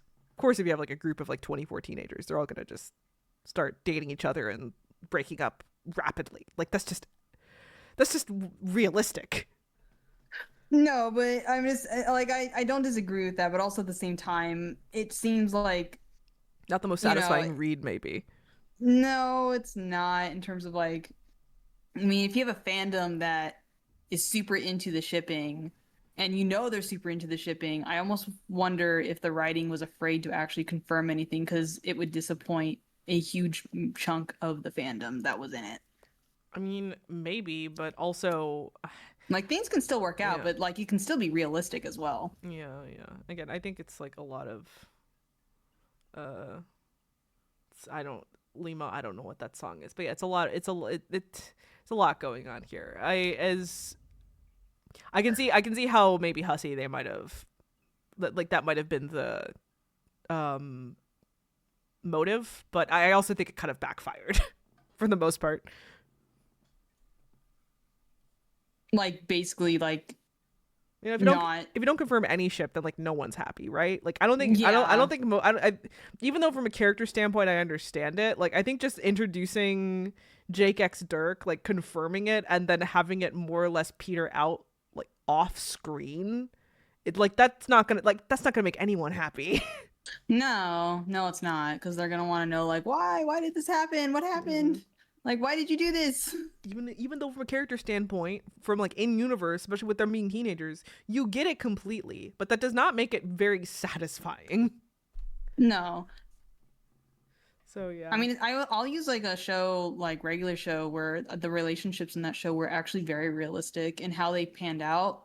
I kind of agreed with how they panned out. Never finished Like, regular show, me honest. huh? Never finished regular show, me honest, but you can go.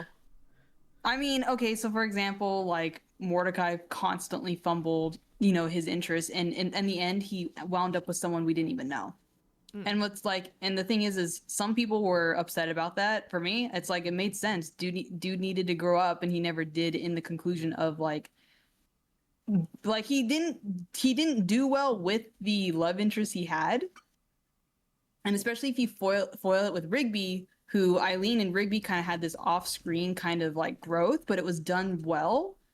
And so it foils against Mordecai, and so they end up together in the end as well. And so it just like it was realistic on how it ended. Like some people were upset that Mordecai didn't end up with like, the any of the girls in the show, but other people were like, no, I agree with this ending. It was realistic. Mm. Where it's like, yeah, sometimes you can have, I don't know, sometimes you can have You a more can, covert, realistic way of doing things that's still, maybe goes against conventions of storytelling, but can still be satisfying in its own way, basically. yeah. I mean, they confirmed one ship, but then let another one like basically let the other one fizzle Mm. out completely for realistic reasons. And Mm. some people were happy about it, some people were not. And so I'm bolstering your statement where maybe having nothing confirmed at all, if that's really how it ends at the very end too, like was backfiring on this Mm. fandom. Mm. Even if like even if some of the relationships are realistic on why they didn't work out. I'll say, I'm looking forward to, I'm trying to think of like Homestuck ships that actually do make it to the end, including epilogues or not. I think there's a handful. You might find some of them kind of interesting actually once we get there. Well, But so it's far nothing's working out that well. yeah, the number of ships that actually sailed properly is pretty limited. I'll say. Okay. Um, okay. Oh yeah, here's where Jane rolls a nat one on speech. When Jake asks her if she likes him, and she just says no. This is that part of the comic. I think you Just straight mentioned. up just said no, and it's just straight up, and then later on has a complete meltdown about it because she actually did have feelings, and it's like, well, it was served to you on a platter, and you just said no because you freaked out. Even funnier that Jake kind of believes her when she says this. No, which is, he takes it seriously. he does, which makes you just want to cringe out of your body because both of these two are just absolutely failing on any level of human communication. Like, it's just really breaking down on both sides. Like, the miscommunication is so bad in this one instance that I'm speechless. Mm-hmm. I'm like, this should not be happening. Yeah. I mean, my notes literally go like, she just says no, and he basically says, "Oh, thank God, because I have a lot going on." While also saying that he probably wouldn't have turned down a date with her. And my literal next note was that would make me want to kill myself. Like, I would just be like, yeah, I'm done. Bye. Yeah. See you in the next one. Exit stage left. See you in the next one, I guess. But like then he even goes on saying that clearly Dirk likes him and he's down for exploring, basically. And she's just stuck between being supportive because one of her best friends is basically coming out to her on the spot, and it'd be pretty awful of her to stomp all over that when clearly he's doing some very vulnerable introspection. Though in that like Jake way where he's kind of steamrolling over everything she's saying and just kind of yapping. Well, and she's panicking as she's typing on her keyboard, like, "Oh yeah, yeah," like I love the animation she's literally when she dying does that. on the other side of the screen. You see her like hit herself with the head, like look away as she like slams her hand on the keyboard. But yeah. Also, this is that worrying phrasing we were talking about like him saying that it's like, well, Dirk always gets his way, and he seems to want this. So, this is, you know, This is what Lima was talking about. Like, oh Yeah, well, inevitable. Might as well. Yeah. Again, it's also where I say that, you know, as a teen, I was with everyone else. I loved this ship. I was sad when it sunk, but as an adult, I'm like, just already from this one line, I'm like, this isn't gonna go well. This isn't a good start. If It's not a healthy start either. No. Like it's pretty clear from Go that Dirk is more or less manipulating Jake into entering a relationship with him, and that Jake is just kind of like going along with it because it seems like the thing to do. I mean, honestly, like as an Ace person, I can kind of like relate to Jake to some extent on this, even though I feel like he should have cut that shit off like way sooner if this was just how he felt. But yeah, like I totally relate to just being like kind of just like going along with someone asking you out because you feel like it's the thing to do. I guess that's the thing that people are supposed to do.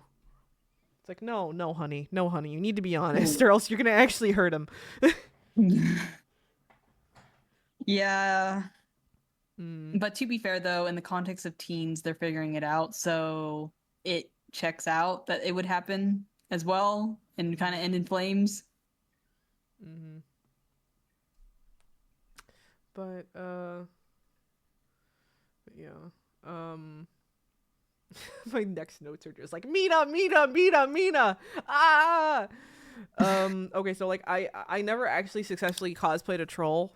But if you can't tell from the fact that I've literally drawn myself as a fuchsia blood troll, Mina would have been the one that I cosplayed if I'd ever actually managed to. I like got very close to attempting. I probably would have cosplayed Terezi if I had to pick a troll. You know, you still can. I mean, I can. You're right. I'm considering it. I'm like, I should actually put together a Mina cosplay. I think about it. I would have to like fucking get out my sewing machine to do the arm socks because I'm not doing body paint. I'm not doing that shit. But I don't want body paint either. There's a way you can do it with arm socks. In fact, I think they even like make arm socks nowadays. You can just buy them pre-made. But they're a little expensive doing it that way. It's much cheaper to make them yourself if you have a sewing machine or if you're at all good with sewing. I'm not. Love to learn though. Then I guess you got the pre-made ones. There's a way to do it. If we ever have to coordinate on this, I mean, at anime conventions, are people still cosplaying as Homestuck, or is it kind of more of a rare thing to see? People still cosplay as it. It's like rare, but I've seen a resurgence kind of recently. Probably because of the Mm. animation, maybe. Yeah, I'm even. How would you even do it though? You don't even like wearing like makeup is the funny thing. So I'm not even sure how you would do the face paint. You know, it's so funny you say that. I was just about to say that, where like this is also coming from someone who doesn't like makeup, so I would Yeah, probably yeah. hate the feeling of paint on my body You would hate just the from a feeling. sensory You would thing. hate the feeling. You can't fucking stand foundation. How are you gonna do caked on makeup? And I would end up doing your eye makeup for you. I know for a fact. Yeah, I would be a mess. Hey, luck. My luck. Okay. Oh yeah, we get the. I think we get the first hint that like. So we get a bit of Was a. it you that Hmm? explained the Sharpie bath to me? Was it you Yeah, who yeah, explained that? Yeah, yeah, that was yeah. It terrible. was I like first understand that stream. reference. Yeah. Um. So yeah, I think with the S Jane enter, so Jane enters the game and you find out that basically right the second she leaves, the Condess arrives and it causes a whole like apocalypse future, and you find out that basically Roxy and Dirk live in a post apocalypse more or less, Yeah, where Earth Roxy is lives in like the slums essentially with a with bunch of like Carapacians. yeah. Mm. Um. So Act 6, Intermission 2. First note is nostalgia. Carcat is arguing with himself again. Good times. Dude never ceases to talk, Oh no. including to himself, which is quite a feat, So he gets into some but also interesting. relatable. It is. It also helps, I think, he gets into some interesting like philosophical conundrums that maybe add some interest to it. Questioning morality, but also questioning what life means, saying that life may just be a series of bullshit experiences acting as flavor text for the real, unending existence that is death. Questioning what it means to be the real Carcat, if it means anything other than just accidenting into an arbitrary series of events and choices that the universe prefers. As Homestuck get into its big boy philosophy for sure, contemplating fate and what that means in a multiverse like this, I guess. I think it's neat. I have nothing to say on it beyond that for now, though, because there's more flavor to be added to that broth. The background, we get some plot stuff. So we see, like, we get a Pfeffery, an alternate Pfeffery and Aridin coming over to heal the mayor who was, like, stabbed earlier and was kind of presumed dead. But he's fine. He's fine now. Terezi and Dave's relationship begins to grow, and also Carcat finally admits to himself they just kind of fumbled her. Just sent her mixed signals and waffled and acted understood until one day she kind of had it and moved on. And he's left there realizing that his chances with her weren't infinite, and maybe he shouldn't have treated them like they were. And honestly, just his whole monologue is dialogue with himself, deeply pathetic, affectionate, but also just pathetic. But we still love Carcat though. Still love him. He's still my favorite character in this fucking thing somehow. Oh, he's got rank 1 for you? Mm-hmm. Well, I know you said he's like the backbone of like most of the fan fiction. I kind of want to pull up the AO3 stats just to like. Do it. Yeah. Do it. AO3 stats. What's the percentage? Yeah. Let's see. First, let me make sure I'm logged in, so that way I can find all the special hidden ones. Okay, so there's like 69,000 Homestuck fanfics. And oh my gosh. Okay, fun fact, Dave is actually in more than Carcat, but that's probably just because Dave Cat and John Cat are like ship number 1 and ship number 3 as far as popularity goes. So how much is Dave then? Dave is in 25,000 fics. Carcat is in 21,000 fics. That's almost 25%.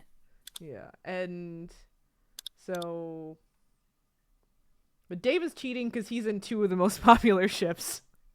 That's cheating a little bit, but yeah, those are the two most popular characters. That's basically, dang, yeah, that's like 30%. Most popular ships. So Dave Cat has 8,000 fics, for example. So that's their percentage. It's a lot. It's a lot. Big percentage. No, that's a lot actually. There's like really Dave Cat, Rose X Kanaya is second, and then you have John Dave.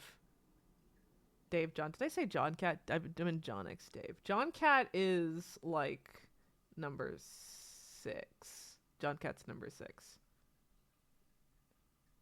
And yeah, Jake X Dirk is number 4. So that's how popular that was for a bit. Characters not introduced until like 3/4 of the way through the comic, and yeah, they're like the fourth most popular ship. Dave put a Sprite 2x Jade. Gosh, I don't even think Quickspeed knows who Dave Pitta is yet. No. But I'm sure she can guess. Okay, so Another Dave. Void sessions. Because that's what the alpha kids find themselves in, a void session. This is important for because you and I are playing a little Homestuck homebrew D&D campaign that I'm running. Lore like this should be important to you. So a void session is something that happens when you don't prototype anything pre-arrival. Literally leads to like an infertile session, very easy to beat, but no possible reward ahead of you. So it basically leads to how we understand the plan to be. So, you know, our heroes in intermission jail have a bilious slick on them, right? They have a tadpole, a universe frog tadpole, right? So the goal is to bring that to this infertile session and basically do the equivalent of like in vitro fertilization, you know? IVF, yeah. Gonna bring over their own bilious slick, and this is how they're going to make a new universe happen. Which is what Jade and John are doing on the boat, right? Because she grabbed all their planets before shit hit the fan. Mm-hmm. They never even got to... It wasn't like the trolls. They never even got to implement their bilious slick. What else do we got here? Dave does some Freudian slips. Carcat embarrasses himself again by showing off his bodice ripper book and doing some really uncomfortable, bad polyamory negotiations with Dave. He's like very bad at it. He tries to like put up a fucking schedule with him and Dave. And this is also the first time where you think like, oh, this friendship is gonna work. I think actually, they're different kinds of dumbass, but I think the types of dumbass they are is compatible. Thick with a layer of sarcasm as well. Yeah. But basically, Cat still's under some delusion that him and Terezi can work somehow if he can simply negotiate with Dave well enough, and Dave rightfully calls him an asshole for thinking that. Man's gotta let her go. He does, and He's gotta let her go. The level of possessiveness he's showing over her in this section is not great, not conducive to a good relationship. So, okay, a funny thing that I put here, which is that it did occur to me recently that while Carcat is fascinated by quadrants, they maybe just aren't for him. Like, he's not good at pinning down someone for one quadrant and ends up kind of wanting them in every quadrant. This is exactly what happens with Terezi, and I think this also kind of leads to... I mean, the whole situation with Gamzee is a little different, but I wouldn't be surprised if that fed into it somewhat as well. So when he does have someone in just one quadrant, it kind of ends up petering out. And I actually wondered if this is how it worked with the Sufferer as well. That's why his relationship with the Disciple was like stated directly as being one that transcended the quadrants. And so I was like, oh, maybe this is like almost like a niche troll sexuality in a way. That doesn't even have a label. Doesn't. It's just something weird for Carcat and the Sufferer specifically, I guess. Not even Concrete. We'll get to Concrete. But what Carcat needs is someone who can just be all of it for him. A love that transcends quadrants. But no, him trying to over-explain this badly to Dave isn't really helping, and Dave will never really like get quadrants. Like Rose is trying though. Rose is trying. Rose is trying to understand quadrants. Dave is not. No. Dave is not. The second Terezi starts... The second it becomes obvious to him that Terezi is in a black thing with Gamzee, he bounces. he bounces, and I kind of respect him for it, honestly. I mean, yeah, at some point, I mean, Dave even gives him advice. Like, at some point, you got to choose whether, to stand by that person or not. But anyway, this is more of my why Dave Cat is perfect. Because Carcat needs a relationship beyond quadrants, and Dave doesn't fucking understand them. So, put them together, and it can work. Is this your OTP? My OTP, for sure. Oh, okay. Dave Cat, my OTP. Absolutely. But also, just, you get the sense, though, that as they're having their little penis Ouija board fight, they're like, that they're also, like, that Dave's kind of having fun with it after a while. It goes from antagonistic to, like, he's kind of having a good time fucking around with this kid. So, you clearly start to see a path to actual friendship with them. Which we know Carcat needs friends. He absolutely does. So, Arania and Terezi have a conversation. We're getting to know these Before Us trolls more and more. So we find that Arania is mostly a quiet nerd, but she's fascinated with the life of Mindfang and is maybe even a bit jealous of her living such a storied life. We also find out that the pre-scratch trolls have been in the dream bubbles for like a while, potentially billions of years, and that they may have changed as people during that time. Though Arania seems skeptical that change is possible in this realm. Introspection maybe, but character development maybe not. And that seems to be commenting in general as their status is no longer being player characters, basically. There's also just hints here that like Arania and Mina were friends at one point, and that some serious shit went down with the group around the time that everything petered out for them. And I'll get to that when I get to my Before Us Trolls note page. Note cul-de-sac. Also, Hussy's back. Just Hussy. He proposes to Vriska. He just inserted himself. Yeah. When I saw, I'm like, is Vriska his favorite character? Yeah. Yeah. Yeah. I was like, this solidifies it. I'm like, there's no way. She like stomps on him right after he does it too. It's kind of funny. Okay, so Shameless OC insert. Act 6, Actually, Act shameless 3. self, not even OC, Not just OC, it's just self his, insert. it's him. It's him. Yeah, it's just him. It's him. I'm not actually. I think the closest to a self insert we get. So yeah, who could be considered a self insert? Maybe John, but that might be stretching it. Act 6, Act 3, we get a flash game here, where we get to explore Jane's planet a bit. I had to use the walkthrough to get through it, is the thing, but Dude, I did too, because I there's a few times where I got lost in these, honestly. Like, I messed around with it trying to solve it on my own, but I was like, at this point, I'm like, okay, I'm missing something. Like, I wasn't finding, like, the clicking, and so I had to use some help to actually finish it. Mm-hmm.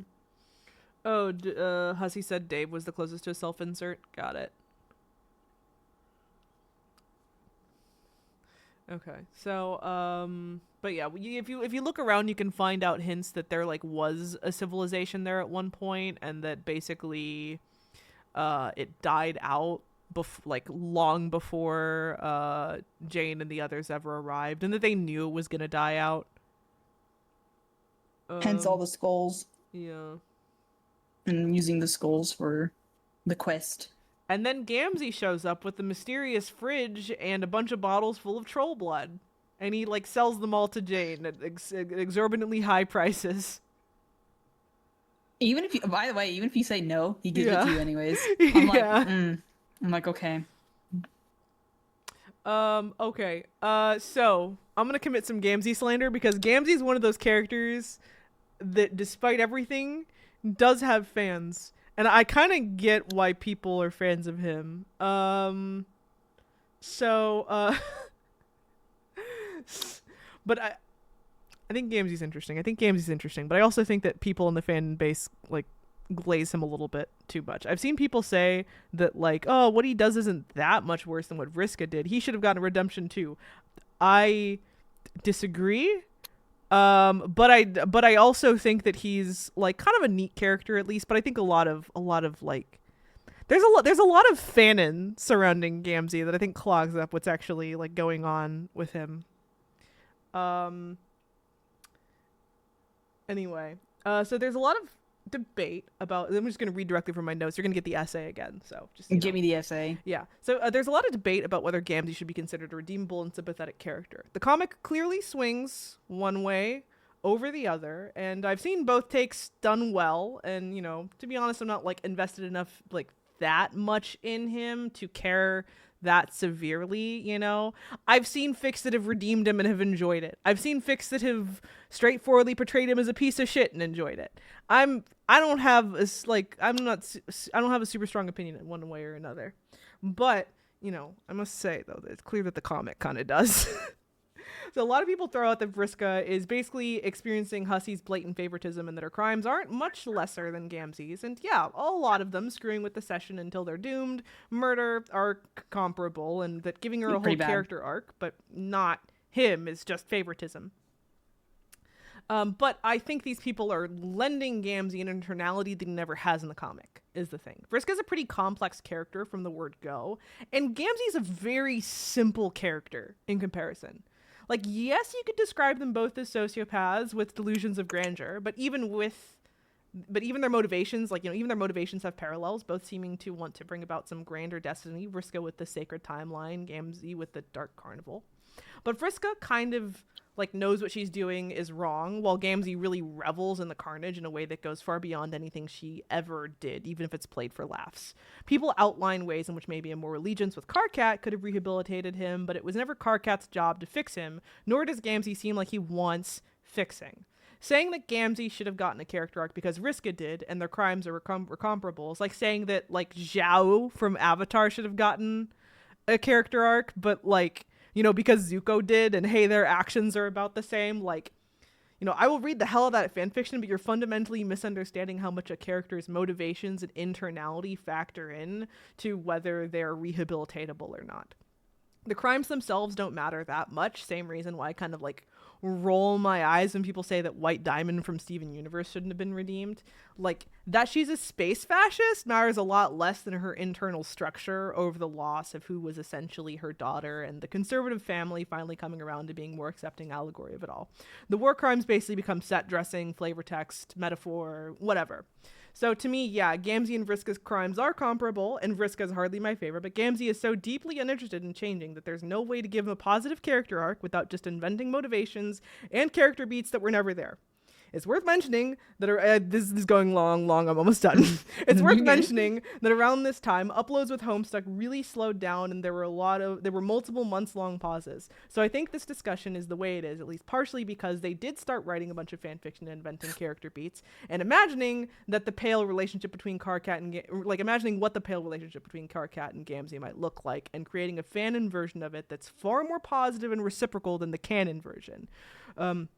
Or even very early into Act 6, you get every indication that Gamzee does not really care for Karkat, and that the relationship is so severely neglectful it can hardly be called a relationship. Equivalent of a guy who went on a few dates with you, equivalent of a guy who you went on a few dates with and called your boyfriend once, who then ghosts you for 3 months. That's not your boyfriend, you are in fact single. Anyway, those are my thoughts. It's come from someone Gamzee neutral, but who also enjoys fan and Gamcat. Gamzee just doesn't have that much to him, guys. I don't know what to say. he's a husk of a fucking character. Thank you, Char, for agreeing with me. I mean, I don't disagree, especially about the fact that he literally has no interest in changing. He'd do it all over again. Also, Char, I know you because within that was hidden some Vriska glazing, even though I insist that she's not my favorite. But yeah, she actually, I do still insist though that Vriska is very well written. She does have a lot of internality to her. You really understand why she does the things she does, where Gamzee just seems to be evil. I don't know what else to say. I think that's... I mean, that also could be the favoritism coming into play. It could be. She gets so much more... It's kind of like, this character gets so much more screen time than this character. Well, of course, the character with more screen time is going to have more plot points. It's a part of it. But it doesn't change the fact though that people who are really into like fanon gamzy, like it's cope. It's cope, right? Like it's I know. I mean, yeah. I have a moment of that too, where like with Undertale, like one of my favorite characters is Grilby, but Grilby doesn't literally do anything in Yeah, the it's canon game itself. I just really liked how the fan fiction writers wrote him. yeah. So like, what I like literally doesn't exist, Basically. and I will own Basically. that. I will own that. Basically. But yeah. Anyway, should put Gamzee in that fucking fridge already. that's the end of my my Gamzee slander. It is interesting, but yeah, how you do get people where they're like really obsessed with the fanon version of a character over the canon version. Hiatus Brain can contribute to this, but that's not the only way not the only way I'll see it. How long did it take for Homestuck to actually like be done? If this was kind of entering a part where it was slow updates and a hiatus. I think it wrapped up in like 2016 is the funny thing, which is insane because right like where we are currently right now was 2013, right? We're supposed to be like Dang, so 3 more years just for the last. 3 more years just for the last quarter. It's Wow. only been like 4 years. It slows down a lot. A lot of that was Hive Swap's fault, from what I understand. That's the game, right? Yeah. Hive Swap. Yeah. Okay. Okay, so anyway, Gamzee shows up and like makes Tavros sprite, like fuses And Vriska. Tavros and Their Vriska, dead and they bodies that he explode. preserved. They explode instantly out of just sheer horror of what they are. And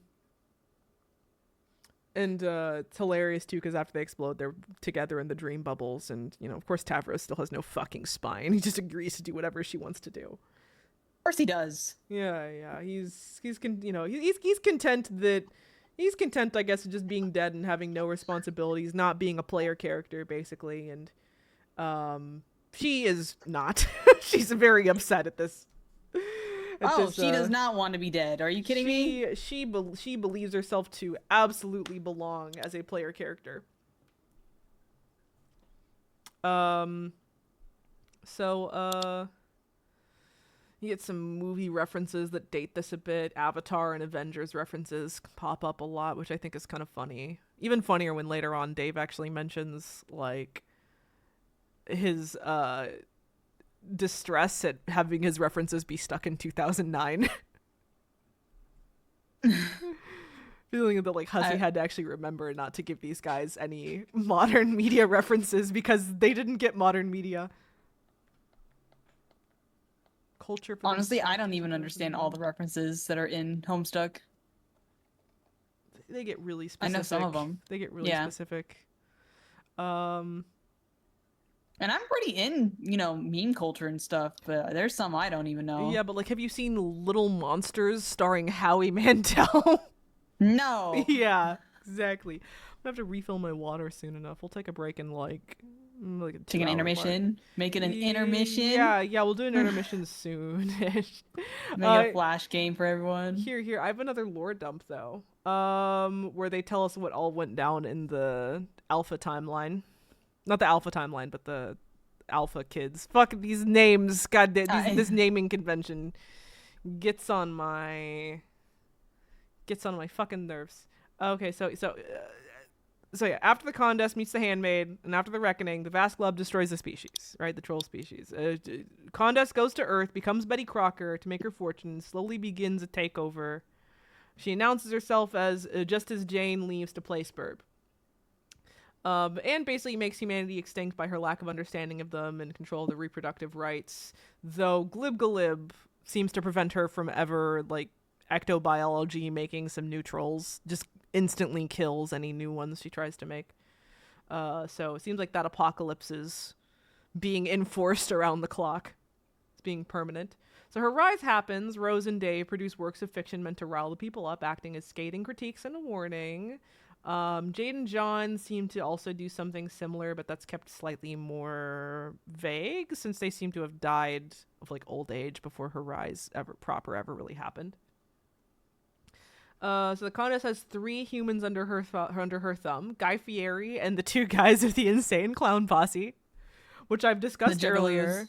I've discussed earlier that them in real. It's funny because all three of those guys IRL are like now known as being like very chill, very kind people. So this is funny that they were used for this.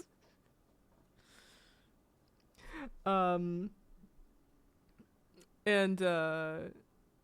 but yeah, also though this does mean that ironically Gamzee's clown religion is basically true, and that his freak out was for nothing, you know, because he has like a whole freak out over like ISP calling it blasphemy, when in fact they are actually just the mirthful messiahs. If you like, if you take this as what's happening right here is essentially the Dark Carnival, then yeah, they're the mirthful messiahs. He was just He literally. he just threw a bitch fit over nothing. He's just wrong about being the mirthful messiah. It was actually just them. Oh yeah. But I Also, thought her Star Wars themed, warships were crazy. they were. Also, I saw that thing. There was a line about the last free election happening in 2024, and I felt like a fucking like shiver went down my spine. I was just like, oh god, no. I agreed that us two wouldn't get too much into like modern politics, so I'm gonna leave it at that. But that caused a shiver to put a go pin down my in it. fucking spine. Put a pin in it. Anyway, the resistance fails, though Dave challenges them both to combat. He wins like a badass, kills them both. Rose kills Fieri. But what happened after Dirk doesn't quite know, though the comic clearly shows us that the Condesce came, cleaned up shop, killed them both effortlessly, and placed herself as the rightful ruler, where, you know, though she was a horrible dictator, she at least had some fucking class. It's like multiple characters that say something to that effect, actually. It's kind of funny. But yeah, other than that, I thought it interesting that I did find it interesting that the population decline is kind of what kind of spurred the whole like, oh crap, I need to actually like fix this to keep ruling. just literally didn't understand humans and or found them kind of gross, I guess. And that tracks with aliens. It tracks. That tracks with aliens. Okay. We find aliens gross, aliens find us gross. Let's take like a little intermission, and let's have some. I'm gonna get some water. Gonna refill mine then.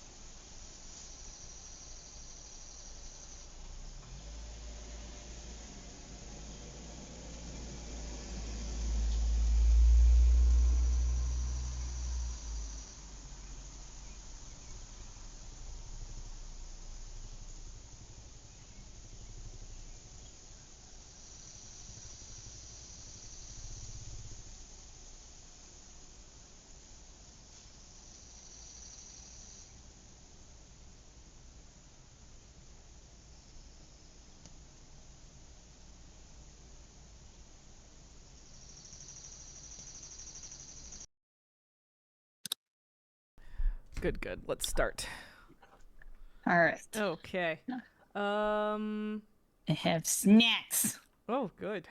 I was I considering won't eat over the mic though. getting another slice of pizza, but just came back from the water. All right. Well, Gotta- if you get hungry, I you know, bought a pizza this afternoon, so capture log the pizza. yeah. Okay, so my first note to bring us back, so we get a conversation, we get all the bunch of the remaining guys, plus Mina and Arania, they all sit down and have a little conversation together in the dream bubbles. And this is where I begin to start taking notes for my Before Us lore. So Arania starts to describe Before Us' culling system. A hierarchy of care where high bloods were basically acting as the social welfare system, taking care of low bloods with the responsibility and need of care scaling to the hemo spectrum, basically. Now, Arania views the system positively. And yes, in comparison to Alternia, their society was downright utopian. But as you'll see later, the system has its flaws and has been the center of some interesting fan discussion and speculation. You will get a myriad of interesting opinions about it, and I can recommend one interesting fic that explores it all in a really neat way, but that's after stream. But yeah, basically, that's the Before Us culling system that is the one that Feferi hints at when she's, like, with her cuttlefish.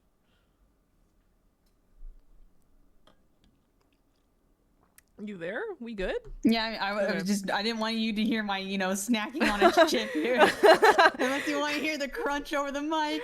Not really, but it is funny.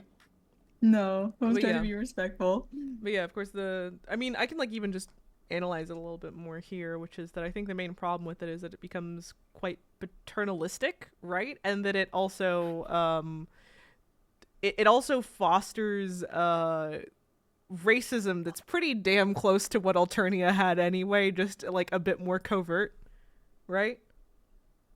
We definitely get a couple characters that are still really racist in the Before Us crew.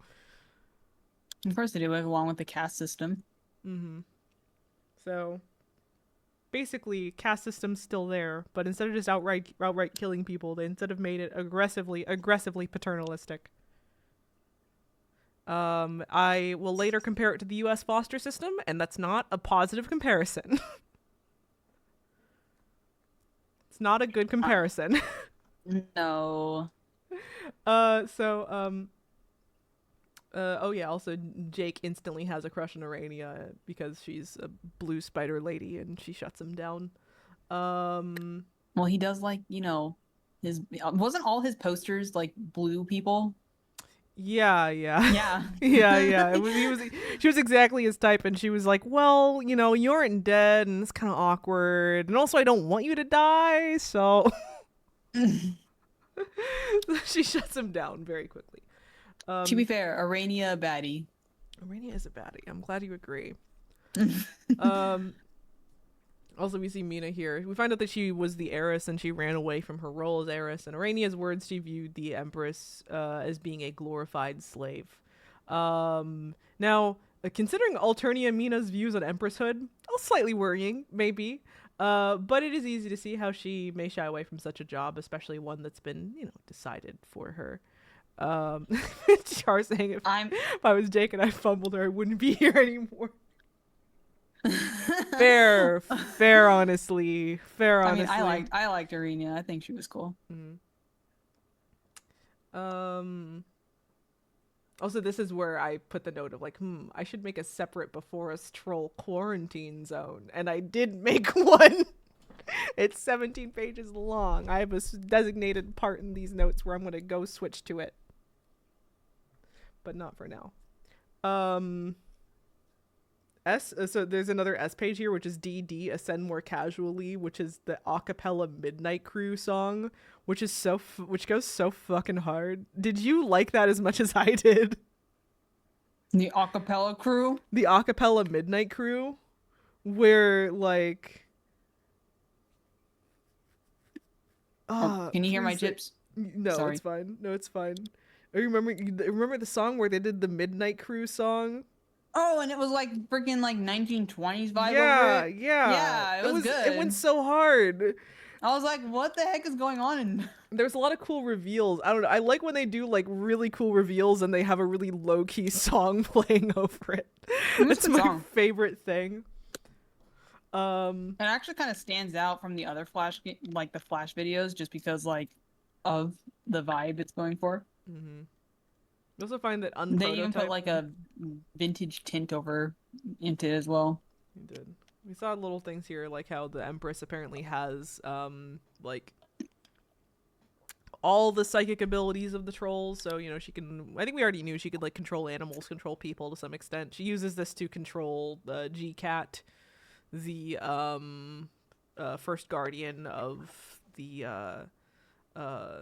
post Scratch Earth, which is pretty dangerous, pretty fucking dangerous that Yeah, she can have being that able can to do control a that. guardian. Yeah. But it makes sense that she would have this power. It's not like exclusive to, blue bloods. Mm-hmm. Or cerulean is the proper word, right? Yeah, yeah. But again, I think she gets those powers from Lord English is the thing, though. I think those are bestowed upon her artificially. She doesn't normally have that. Well, like, yeah, because didn't she do a trade Yeah, for yeah, power? she did trade. To Yeah. have more than what she was. Yeah. I think inherently the only power she has is the one that she gets as a what's her class spec? I know she's something of life. Is she a rogue or a thief of light? Life, I mean. She's a thief of life. Okay, yeah. Where because of that, she has the ability to like extend people's lifespans. People think so. People theorize that's how she was able to make the helmsman live for so long. Those are the only powers she has naturally. But yeah, still pretty bad. Yeah. We also find out that I mean, she's strong. Yeah, Dee puts on She's the strong. ring. Yeah. Dee puts on the ring, and we see that even without it being prototyped, it's still decently dangerous. That just that alone allows you to do the Red Miles thing that Spade Slick does, and or Jack Noir, and that also a little Lord of the Rings joke that it can turn you invisible. Turn you invisible. I like that. Later on, we'll know this is the Ring of Void. But for now, And there's also a ring of life later on. Later on, there's a ring of life. That one's very important. Calliope drops some lore around this time, though it's a little misleading. In that she doesn't mention herself as a cherub, but she does drop some troll lore that is kind of interesting. The thing about the Lime Bloods, a lost caste of trolls that had immense psychic powers and were wiped out because of that. Though we do find out that they weren't wiped out in the Before Us timeline. Funny thing. Find out that there's like a little line hidden in there by Concrete that implies that Lime Bloods were still around when their world got fucked up. But by the time they got to the Yeah, it all got exploded anyway. Yeah. So yeah, people for years speculated that this was a unique ability to pacify high blood rages based on speculation that Karkat was a Lime Blood mutant, further supported by what Calliope says here. Because she even says that like it was a power that the High Bloods feared, that they were too powerful, essentially. Though I think, as Char mentioned, Hussey instead gave the most boring possible answer and said that they were just like pyrokinetic, which I hate. I hate that shit, honestly. That's the worst thing you've ever told me. But yeah, her brother Caliborn is Hussey. Maybe Hussey just forgot. I don't know. It was a long time ago, but I maybe just gave some bullshit answer. Caliborn, though, she calls mutant blood cherry red blood. In between his shouty rage baity speak and his obsession with smut, it occurred to me, like, actually right then, that the intended bait and switch is for you to assume that Calliope, obviously you're supposed to assume both Calliope and Caliborn are trolls, but also, for a second there, I was thinking the assumption was supposed to be that, like, Caliborn might be Karkat's ancestor. Like, at least that's what the comic is. That's the red herring that the comic is putting down, at least. But with them being a different race, though, that gets thrown out the window. Yeah, well, obviously later on you find out, but I think Yeah, later on. at this time, I think that's supposed to be your assumption. But I even when I read it the first time, I don't think I thought that is the thing. I was just reading this and being like, huh. I wonder if I was supposed to assume this thing. But I definitely assumed that they were trolls in the beginning, for sure. I was like, oh, is this more trolls? And then we got into the cherub lore, and I was like, oh, this is interesting and also kind of insane. it really is. The Yeah, cherub no, lore is like, interesting. it's emphasis on insane. Mm. Put it in bold font. But what else do we got here? Oh yeah, also though the main thing that tears apart this red herring is of course when you meet Concrete, who's Concrete. Who's Concrete, who's Dude is the embodiment of Tumblr. Oh he is. He's total Tumblr. Okay. Funny thing here. So Caliborn's jigsaw shtick is really fun, really cringe, but also kind of funny. The side eye that Saw is catching by having him being completely inept and at understanding literary tools and tropes, throwing around words like irony and red herring while clearly not understanding them even a little. And of course the whole like puppet thing is probably the first real hint as to who he is, since Lord English sprouted from the body of a puppet. Did any of my references just make any sense? Did any of my references make any sense, or have you do you know what Saw is? Have you seen a Saw movie? I know you haven't seen a Saw movie, but do you know what it is? I know what Saw is, but like I have no context of like what it's about, if that makes sense, other than just the puppet. Do you understand Caliborn is like being a reference to Saw, basically? Okay, I mean it makes sense with the swirly cheeks. Yeah. Also the whole let's play a game shtick. I want to play a game. He says that all the time. It's like his favorite fucking phrase. And I'm like, I'm sorry, chat. I'm too chicken to watch horror. I'm not. I watch the freaky shit. I don't. I can't do it. Then. Okay. But I do know what Saw is, but I don't know. I can't do it. I'm gonna scare you guys. Char I'm gonna scare the either. host. I'm not alone. I'm gonna scare you guys and show you some freaky shit. No, don't do it. I'm gonna start you off at the deep end and show you Suspiria or some shit. I'm not watching horror. It's not happening. I draw the line. Can't do horror movies. I love horror movies. I love them.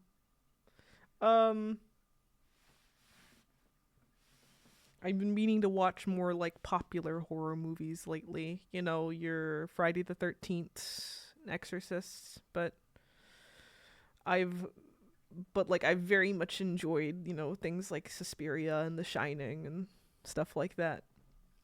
Those are my favorite movies, probably. Okay. What else do we get here? Oh yeah, so the reveal that Caliborn's idea of porn is just two people smooching chastely with enough room for Jesus while saying declarations of love is very interesting to me. And I mean that seriously.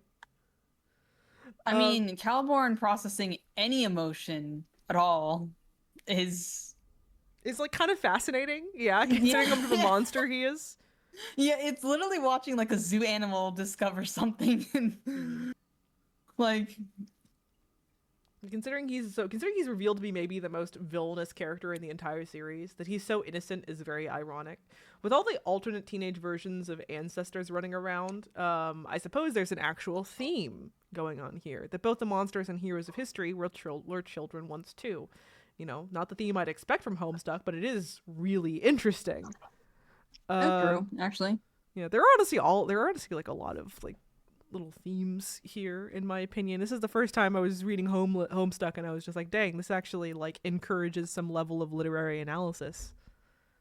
Love that shit. I mean, I will say this though, it's very hard to it's kind of weird. Like, I guess the best way I can explain it is like there's certain animes I really liked as a teenager, but now that like I'm an adult, you don't really are into it as much anymore just because you're not the main audience for it.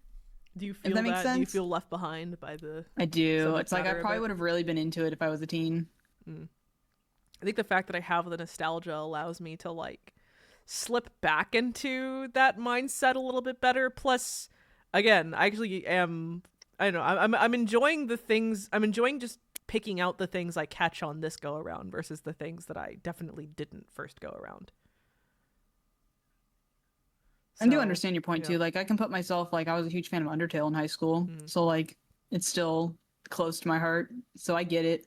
Well, still, you're stuck to the end, so get over it. No, yeah, I'm gonna keep reading it. Obviously, I'm in too deep now. Yeah. So, Arania holds a meeting. We get the remaining crew minus Jade and John, plus an asleep Roxy, and dead Mina. We find out that Mina and Arania have different views on what it is to be dead. Mina's more on the things don't matter anymore side of things, at first, at least. Then she does her whole let's make up Ghost Army quest later on, where Arania is still hoping that they can do something. Mina gets like an immediate crush on Carcat, which is kind of funny. And I also thought it was funny that she tried to stab John as much as she could with her trident. I also, thought that was funny. Mina's very stabby. She's very stabby. What can I say? Mina's stabby and she's fun. Mina prevents Arania from going on a long-winded account of how their adventure went.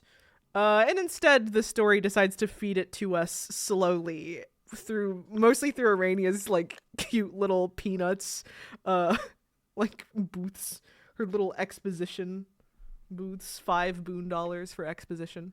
Except she pays you.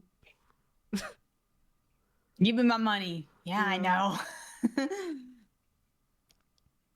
It's a Charlie Brown reference. Mm-hmm. Kind of took me by surprise a little bit. It's really cute though. Okay, so also this is where I declared like, okay, I guess I gotta actually this time around gotta really focus in on the lore, try and be an expert on the lore for the sake of the stream. Where as a kid I totally skimmed through all this part. I skipped through every line of dialogue that Arania ever gave in those peanut booths. I did as a kid. I did. I was like skip. I did not read that shit. I thought Arania and Concrete were boring as fuck. I skipped through everything they ever said. As an adult, I've actually tried to sit down and like read it properly and understand. And I actually do think it's fascinating. As a kid, though, I had no patience for it. Also, as a kid, I was reading like the entirety of Homestuck in like a weekend. So valid, Char, valid. Yeah, you're a yapper. You can't listen to her yapping. What can I say? But yeah, abridged version for now though is that they didn't get along very well and fucked up through comparatively normal means, aka no major plot shenanigans. They just like fucked up and failed the old-fashioned way by just not getting good. Arania found out how to do a scratch, but it would kill them. And Mina got the info from the horror terrors that they could avoid permadeath and live as ghosts if she killed them first, getting the timing just so. And so she does that using the tumor to explode them. As she said, explosions are great. Literally, chart to reinstate my cred. Oh, rad. To reinstate my cred, I do in fact put a note here where I kind of wish that the comic had more exposition to give me more on what happened with these guys, because they're really vague about a lot of the details, right? Even by the time you reach the end of the whole ballet, you don't really know. Like, I don't think you ever really find out exactly what happened with Matuna. You just kind of have to guess, for example. There's like a lot of other stuff like that. So, yes, now I actually wish that Arania would speak more. Does that reinstate my yapper cred? His brain went poof, it's class spec stuff. Yeah, it's still like very vague though, for sure. Yeah, and that's just kind of, they don't define all the details, I think, and I guess that means it's up to me to write the fan fiction about it. But you know, as the resident before us expert, what can I say? Also, Arania like runs us through the Alternia ancestor saga like real quick, just in case. And pretty much the only So notable thing that happens is that Amina thinks that the Empress's story is like really cool, which is also slightly worrying.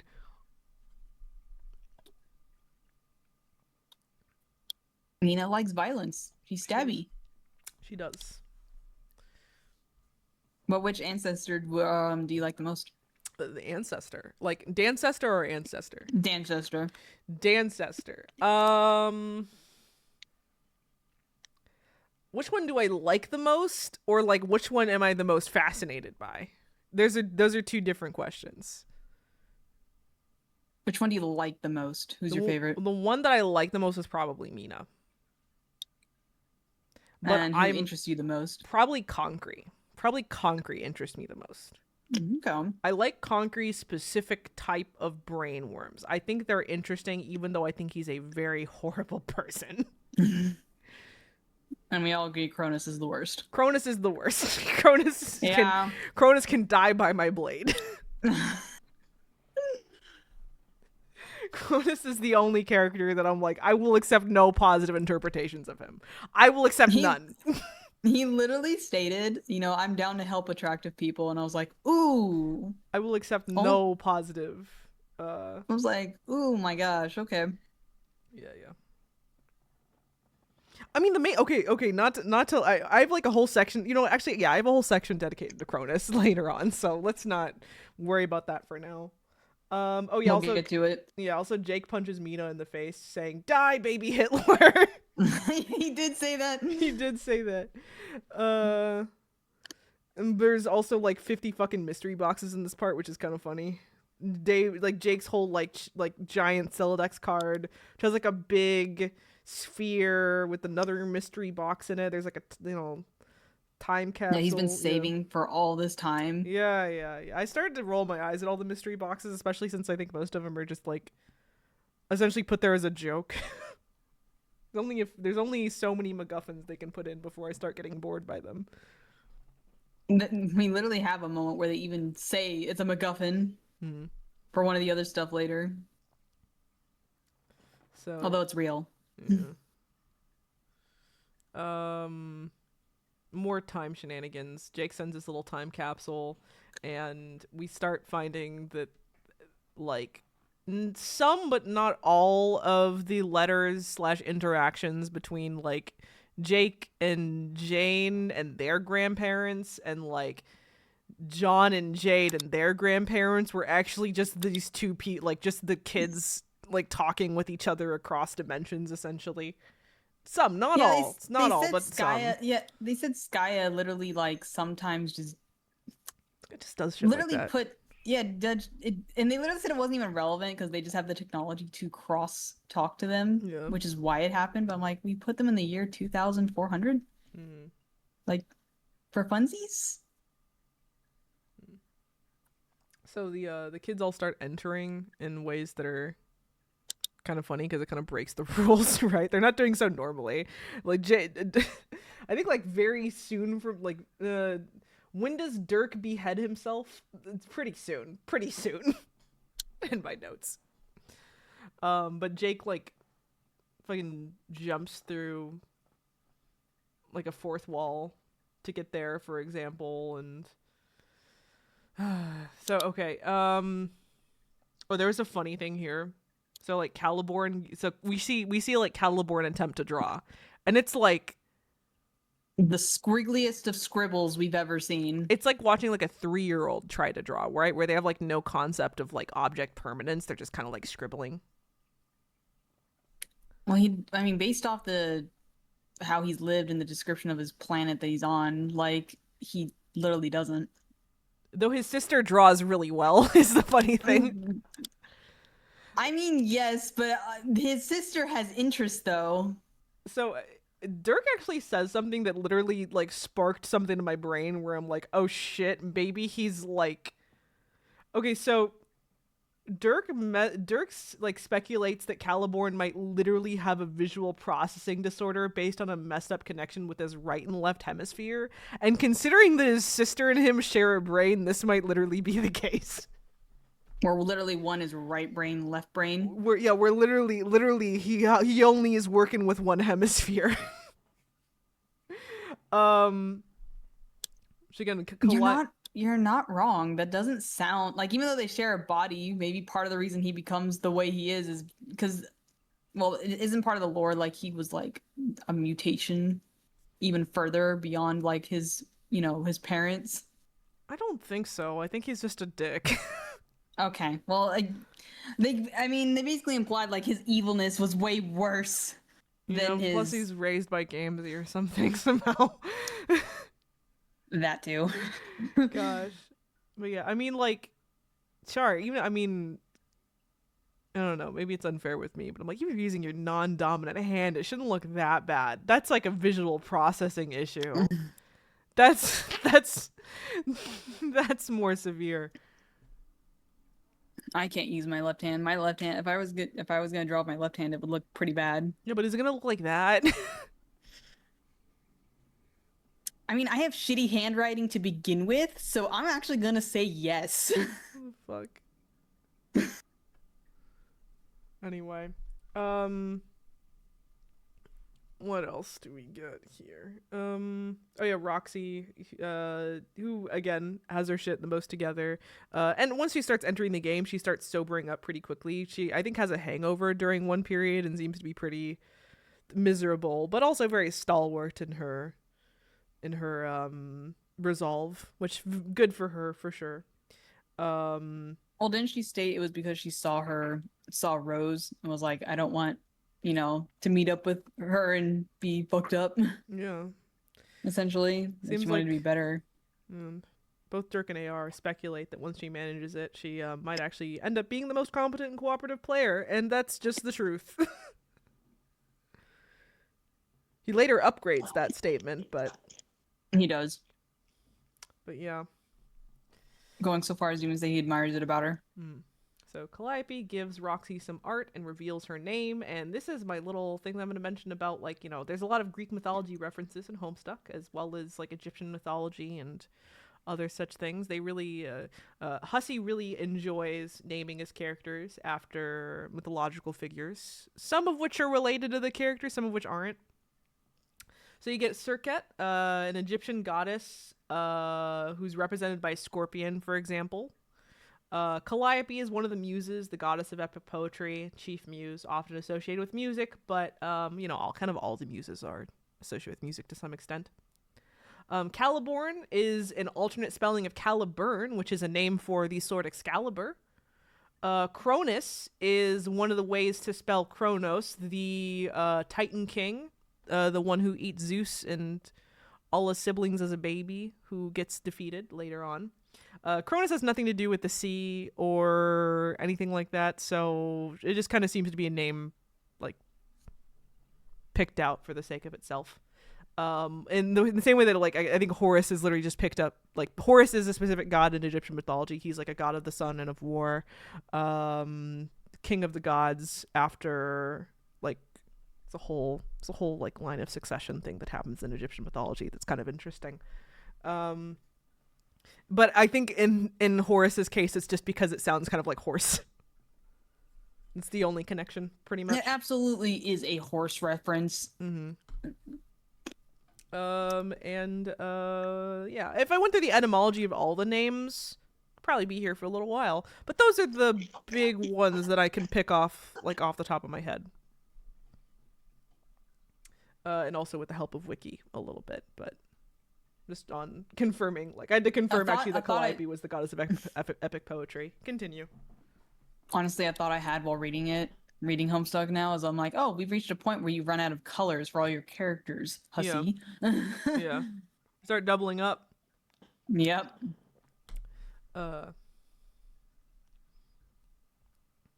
What else? Oh yeah. Also, oh wait, this I think is really cute. This is, I think, one of the cutest parts of Homestuck. So, has it occurred to you that both Calliope and Caliborn are Homestuck fans? Did it occur to you that they're both just Homestuck fans? Yes, especially with Calliope. Calliope is really obvious. Caliborn, I think it was more covert, but definitely there. Like she's a troll fangirl with a troll sona. Um, Has a and fan fiction tome. she has a fan fiction tome. She draws fan art, and she talks about like shipping the characters and her fan theories and all that. And like, she has her Ben Nye body paint, which is such a deep cut. That's fine. That was like the body paint that like cosplayers talked about as far as with the trolls. Which like I saw that like took me back. The perpetrator of many a damaged hotel room and exhibitor hall, Ben Nye. Ben Nye owes some convention halls some money, I think. That's insane.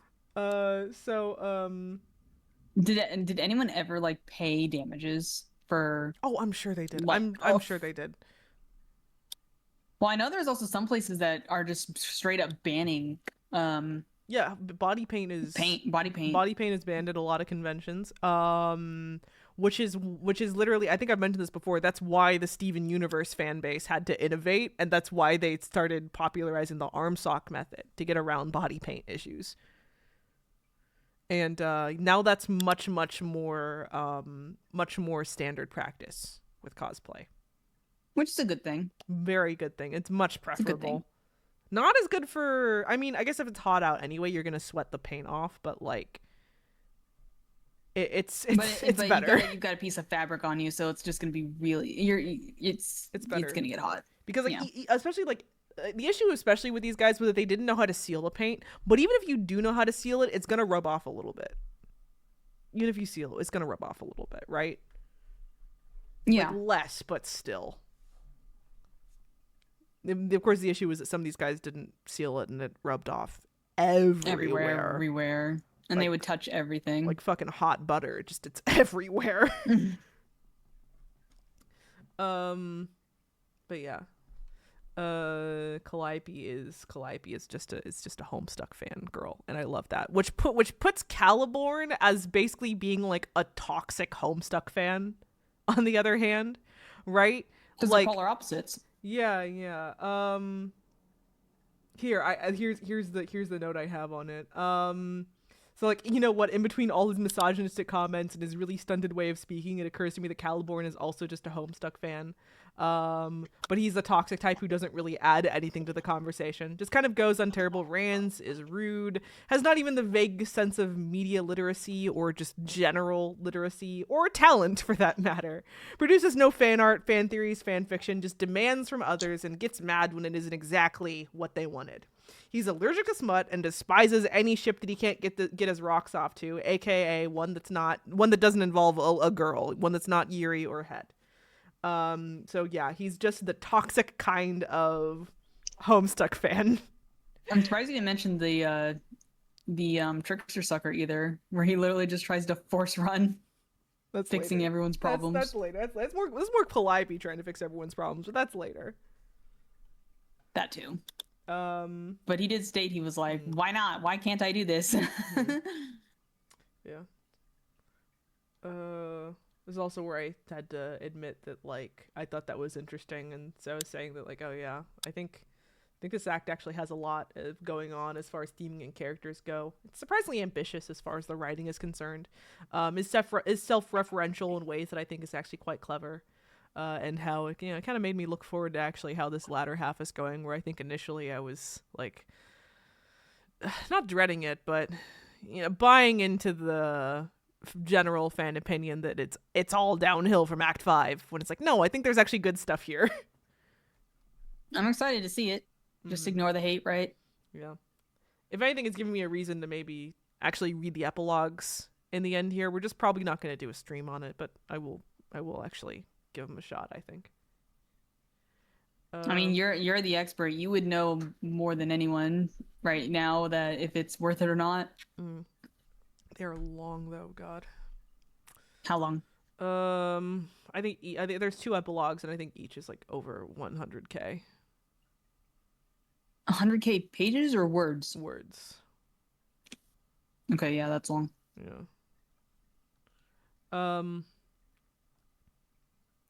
Oh yeah, AR refers to himself as Lil Hal. Big ol' reference to HAL 9000. Have you ever seen 2001: A Space Odyssey? Nope. It is very good. It's a good movie. I've been meaning to rewatch it recently, actually. Because I was slightly distracted the first time I watched it, but I did remember the scenes with Hal 9000 a lot. He's a little sociopathic space AI that like kills everyone. Full Um, Terminator. yeah, well, no, it's not. It's not like that. It's more covert than that. Is the thing where it's more like manipulating things and kind of staging things from the shadows. He's not a Terminator. He's basically just like there's a visual reference to it where he's basically just like a little black screen with a red camera lens in the center. Not really a Terminator. More terrifying than that. Okay. I haven't seen the movie, so I have no context. But I'm not a big movie person, though. I'll make you a movie person. I'll do it. My sister has tried. If my sister can't do it, I don't think you can. Lee, you listen here. I'm gonna make you watch like almost every Marvel movie ever fucking made. Not just the MCU ones, but Spider-Man and X-Men and Logan and all that shit. And if by the end of that I can't also force you to watch some other stuff between, so help me. I mean, I do like Marvel, though. I do. It'll be my gateway. It'll be my gateway. They'll be my in. So we get the start to Jake and Dirk's relationship here when Dirk fucking beheads himself and then and tells Jake to In a kiss his microwave? head. Tells Jake to kiss his head so he can be revived. My jaw dropped. I was like, oh my gosh. You have Dirk and AR basically tag teaming this shit, manipulating Jake as hard as possible. And Dirk, just going with the most sociopathic, straightforward way of entering the game, of course. Though, dragging Jake into this without explaining much, it kind of fucked up, even if the volcano kiss is in fact iconic. I've seen a version of that so many times at this point. That scene was insane. Mm-hmm. It got the big frame for a reason. It did. So you get Excalibur and Enter. The song that plays with that one is Eternity Served Cold, which might be maybe my favorite Homestuck song actually. It's like dun dun dun dun dun dun dun dun dun dun dun dun dun dun dun dun dun dun dun. Honestly, Homestuck songs are really good. It's really good. Soundtrack goes hard. Does partially Toby Fox helps, I think. But he didn't do that one, I don't think. That was someone else. That song comes from an album called Cherubim, which is like one of the few Homestuck albums that I just listened to, just like whenever. Back in the day. I think I still have it like somewhere. It's a good album. I recommend it absolutely. This is where we see like Lord English like absolutely decimate an entire dream bubble. As the cracks literally destroy a bunch of ghosts. Does, which is terrifying because I think our assumption is that the dream bubble the dream bubbles are safe, right? That these guys as ghosts are safe implicitly, and then we find out no, they absolutely are not. And this is like permadeath. That's what it is now, like ghost death. Yes. Which is stupid to even think about. Like a ghost can literally die. It is very stupid. It is stupid, but also stupid. but also kind of neat. I don't know. I think it's kind of neat. I think if you take this as a video game, right? This is like, you have all your players have so many lives, right? And then this is them essentially being in the lobby, but still being able to witness everything. And he just fucking destroyed the lobby servers. Gets nuked. He destroyed the servers. He nuked the lobby. It's all gone. Yeah. Everyone's dead. And it's not good news for our guys whatsoever. But it does add plot like tension. It does, because it's like, oh, you thought you were safe. No, you're not. It does. I see that next note of mine. Act 6, Intermission 3. Act 6, Intermission 3. Is it, okay, what should I do? Should I start off with my, like, lore notes? Or should I go immediately into talking about the characters? Which one should I do? Lore notes or characters? Which one's shorter? Because I think the lore notes are shorter. The lore notes are going to be shorter. The character's going to take longer. Yeah. Okay. Um. So first off, it tickles me that there was a Tumblr tag system. They're all designed to look like Tumblr posts. The dialogue in this section, except for Oh, Batuta, absolutely. who looks like a 4chan like dialogue box. They even have the tag system below, which I didn't read all the tags, but I was entertained by it. The Tumblr tag system is kind of infamous at this point. It gets out of hand sometimes. The amount of weird tags that are added to every post. Yeah. Plus the tag. There's sometimes posts. You'll have a post that'll be like 5 words long, and then the tags will be like a whole paragraph. That's a common insane. occurrence. That's insane. Basically, if you want to know why the AO3 tags are like that, it's because of Tumblr. It's because Tumblr culture basically helped spawn AO3. But we love AO3. We do. I think it's mostly funny. This isn't derogatory. I just think it's funny. But So the tags can be funny though. There's been some tags that make me laugh out loud. okay, so I decided to suffer through actually reading Concrete's stupid fucking posts, and I mean dialogue, and through it I was able to glean some lore with Before Us, like after I sifted through all his bullshit anyway, because there's a lot of bullshit. So his dialogue is like so overwrought with like He's using big words because he thinks they're big words. yes, there's a lot of asterisks in there. There's a lot of like, how do I say, just nonsense clogging up his prose that makes it really hard to parse. Plus, he'll come in with like the worst fucking takes of all time, and you can tell that they're bad takes in the context of his world for sure, because that's the second the characters listening to him, their eyes start rolling into the back of their fucking heads. This isn't about him. This is about me decoding the lore of his world by actually bothering to sit down and read his bullshit. By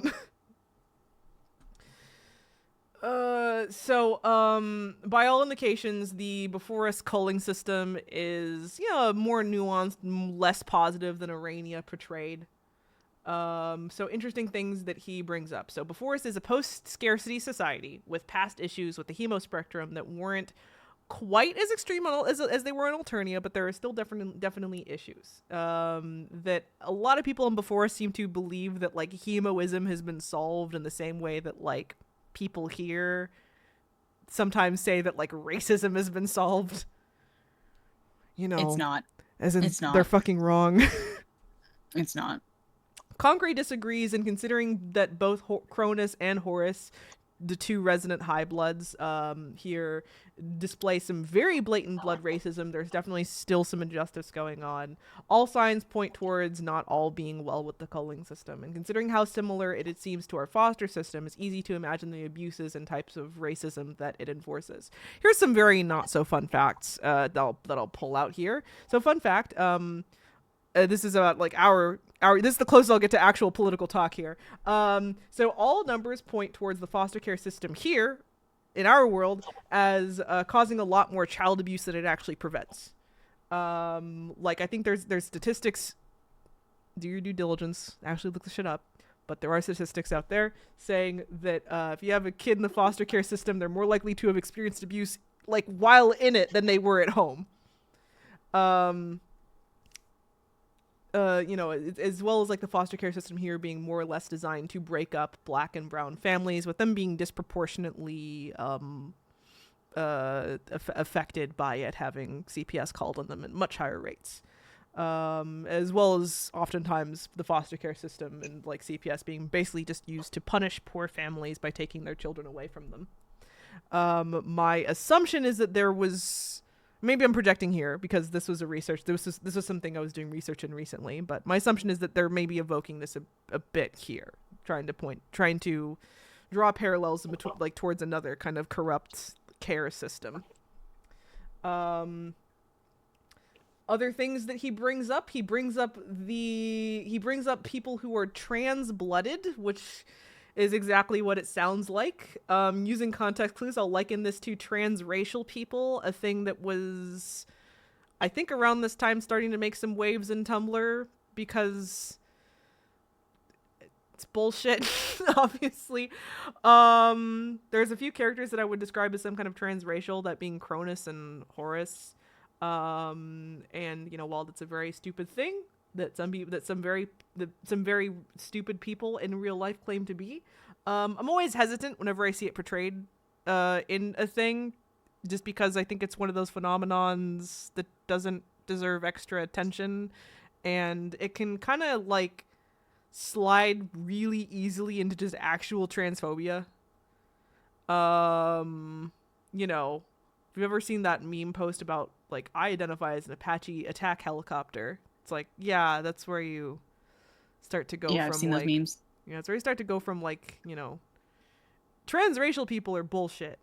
But I think people sometimes use that as a way to criticize transgender people, and I think that it's not great. It's not great. It's always where I'm like, just don't even bring attention to this phenomenon. It's so stupid and so niche. But it was a thing that people, or at least people who were like, I don't know, the whole like Tumblr outrage ecosystem, both people within Tumblr and also people without gawking at people in Tumblr, was a cottage industry at the time. So I think it was one of those things that just got it was one of those things that was, for lack of a better word, topical at the time, I guess. Also, this is where he mentions that lime bloods are a thing, but yellow-green seems to be a more acceptable term. He also dislikes the term blue blood and considers rust blood a slur, and this is how we get some other terms, buoy, B-U-O-Y, which is burgundy, umber, ochre, yellow, Oja, O-J-A, olive jade, aqua, and sip, C-I-P, cerulean, indigo, purple, and royal V, royal violet. So we get some alternate terms to use here. Also, a bit of Porum's politics, because I wanted to throw her in there, because I think she actually has good politics, unlike Concrete. And so I actually found her stuff worth listening to. I didn't have to sift through it to find the lore. Porum. So Porum takes issue with the view of troll society as a matriarchy, saying that while, yes, there was an empress, a lot of actual governing power was in the hands of the male-dominated Sips. Blue bloods being a kind of male-dominated class. I think I think she sees it as, like, in the same way that, like, having a female president or female prime minister doesn't, like, solve sexism IRL. She seems to hold that, like, yeah, just having an empress isn't like the Uno reverse card that people seem to think it is. Well, and Ariana also made a comment about Porum as well, about how she basically challenged, the nature of her class. It seems like the mostly female Jade Bloods still have very narrow prospects in before us, and that has barely improved across universes. Now, this is all, of course, capped off with the Peanuts reference here, where the one other interesting lore thing that I can throw in is that Arania stealthily kind of confirms that the mid-blood lover that Mindfang had taken in, the one that was killed by Dual Scar, was the Dolorosa. That seems to almost certainly be the case based off of a little line that she says. So that's interesting. Irania says something along the lines of she did not want to discuss her involvement with the other Porum's death. So I'm like, oh, well, that implies she was involved. So must mean, haha, solved. That's my theory. Hashtag game theory. Anyway, are you ready for the Before Us troll quarantine zone? Oh my gosh. Are you ready for the next hour of the stream? Man the gates of the dam. It's gonna explode. Are you ready for me to just read 17 pages of notes to you? Yeah, I'm ready. Okay. That's not my first info dump. Okay, I'll have my 5 boon bucks ready to just hand to you after this is done. I'm gonna need my boombucks. Okay. So, my preamble notes, which is as an IMO, these guys are very interesting in concept, but rightfully so a bit contentious in execution. So the original 12 trolls were designed as internet jokes, right? Each representing a different archetype of person that you might find on a forum. But while a bit exaggerated, they're actually pretty well written and defined characters. And these guys like pump that shit up to 11, right? They're like pure archetype. Which means in a lot of cases there's like not that much under the hood to analyze or enjoy, but I still think that, you know, there's a lot here that I was able to find joy with. 17 pages worth. So a lot of them are just what you see on the tin, and that seems to be in part the result of them being in the dream bubbles for so long and having nothing to do but spin their wheels. It seems like they've kind of regressed to some extent. Like a feature of being dead really seems to be that growing as a person isn't a thing that like can happen, you're stuck. Right? Some people find them charming. These guys are very popular within the fandom, for sure. Especially in with respects to how little screen time they have, they're all very popular. I can see why, actually. I mean, I had a good time like getting to know their characters, even if they are hyperboles of like the architecture that they are representing. And I certainly have my favorites. Actually, which one? You didn't mention which one's your favorite, so I told you I most liked interesting, and then most interesting, and who's my favorite? yeah, I thought Porum was the most interesting, but I really liked Arenia. fair, That's who I gravitated towards. fair, and of course we both despise. Of course, I think Cronus, no contest, least favorite. Yes, and we'll. I mean, we'll get to him. when I was curious to see if there was gonna be anyone worse, and it wasn't even close. Not even close. It really wasn't. It wasn't even close. I was Not like, close. there's no one can touch that entire interaction. Everything of that whole interaction is rancid. It, Rancid. I ran and Char, we'll talk about those fucking Cronus fan pages in a second here when we get to him. He's I like can't believe those number exist, 11 but on at the the same page. time, I can. So you know, I think I enjoy the idea of a group of characters that are really important, cool, and tragic historical figures, but teenagers who are as fallible as any teenager more than I like the actual execution of any one character. So because like with Gamzee, most attempts to give them internality is just fan fiction. There's not much to support it, and after a certain point, you need to admit that Hussey wrote these guys specifically to be unlikable. Because they definitely are meant to be unlikable for the most part. There is some charming ones in there for sure, right? Like I think Mina, Arania, Porum, Latula. I would put all of them as actually honestly having a lot going on and being pretty charming and interesting. But a lot of the others, like I don't think Mulin has that much going on. Yeah. No, other than just, you know, I mean, with Mulin, you could, you know, they had a little thing with Horus, which we see with Equus and Nepta, like earlier on, like that kind of mirrors it's each other. But even that, in terms of like, I'll get to Horus, but I'm skeptical of that relationship. Honestly, I'm skeptical of if that's even possible to pan out. Not that it pans out, it doesn't, but it like the feelings that they have for each other are mirrored with their post scratch counterparts as well. I'll get to that. I'm skeptical. I'm skeptical. Mostly just because of Horus as a person. But yeah.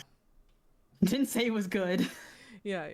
So they also aren't like that important, as we mentioned a few times here, right? There's a lot of lore about them to sort through. You can learn a lot about them if you sit down with the game segments and read between the lines, but they're all mostly inconsequential characters. And the ones that will have impact are featured in other sections of the comic, i.e. Arania and Mina, who feature prominently in the intermissions. Yes. For the sake of this video, I'm actually trying to document everything about them, and I'm convinced Hussey is fucking trolling me at this point. Why? Because, like, some of these dialogue segments go on for so fucking long. I feel like he's trolling me. I feel like I was trolled by Hussington. Hussington had it out for just me. Andrew fucking Hussington. Made those segments this long just so I would have to sort through this shit. I believe it. Okay. Character 1. Pried you back into the fandom when you thought you left. So, character 1, I did this as I did this by order of hemo spectrum. I'm not racist, I promise. Not hemoist, I promise. So that means we actually have to start with Damara Megiddo, aka the handmaid. I put the ancestor equivalent there just to make it clear, just in case. Rust-blooded troll. She's a weird one to start off with, right? Like, she's one of the last introduced characters. Is the funny she comes thing. at the end. She comes at the speaks very Japanese. end. She speaks only bad Japanese. So she exclusively speaks in like broken, incredibly vulgar Japanese. The browser will actually show you all of her translated lines. Yeah, they call it East Alternian, and it's heavily implied that most characters can like catch every other word or so of what she's saying, though Rufio seems to understand her fully. But yeah, if you go to the I recommend, if you haven't read her lines, actually what she all reads, kind of recommend it, because I gave up attempting to translate after like line 1 when I realized she just said "go fuck yourself" twice with a pitchfork. I gave up on trying to translate really quickly. So then when I went back to actually read through all the translations, there was some lore hidden there, and there was some hints about her intentions there slipped in there for sure. So I recommend it if you haven't. But yeah, like I know some intermediate Japanese, so I can, if I went very slowly, I probably would have been able to understand some to most of what she was saying there, since none of it was too complicated, and most of it was like shit you'd see in hentai. Are you serious? Yeah, it's all like literally like literally her very first line I'm not is surprised given how many freaking subtle kinks are in this freaking comic. her very first surprised. line is "use your dual fork and go fuck yourself with it." That's her first line, and every other line of hers is something to that extent. It's like something about it's like something dick, something fuck you, something like that's like every other. She loves the word fuck you so much. She loves it so much. And yes, Basically, it means exactly what you think it means. Point. That's crazy. It's a canonized. It's a different. It's a difficult to understand troll dialect, East Alternian, like we said. So okay, we find out that she used to date Rufio, originally, and that they broke up. So it takes Arania coming in to actually make clear exactly what happened, because Rufio waffles about it for a bit, and obviously we're not getting much from her. And Horace seems to have kind of a freaku.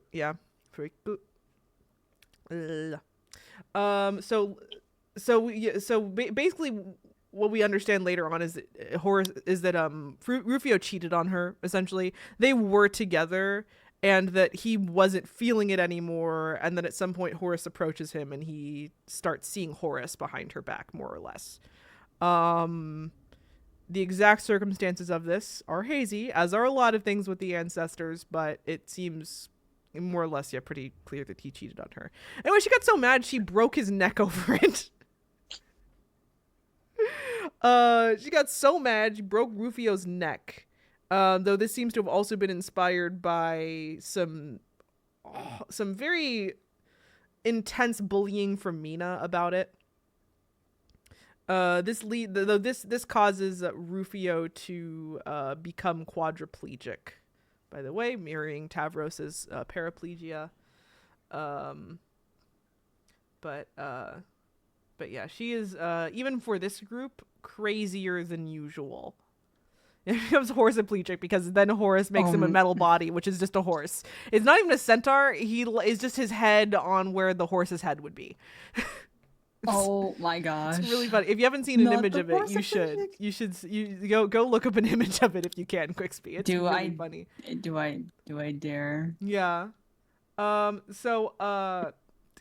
Here's the cringe about Damara. She is basically parodying portrayals of like sex crazed Japanese schoolgirls, which is a sentence.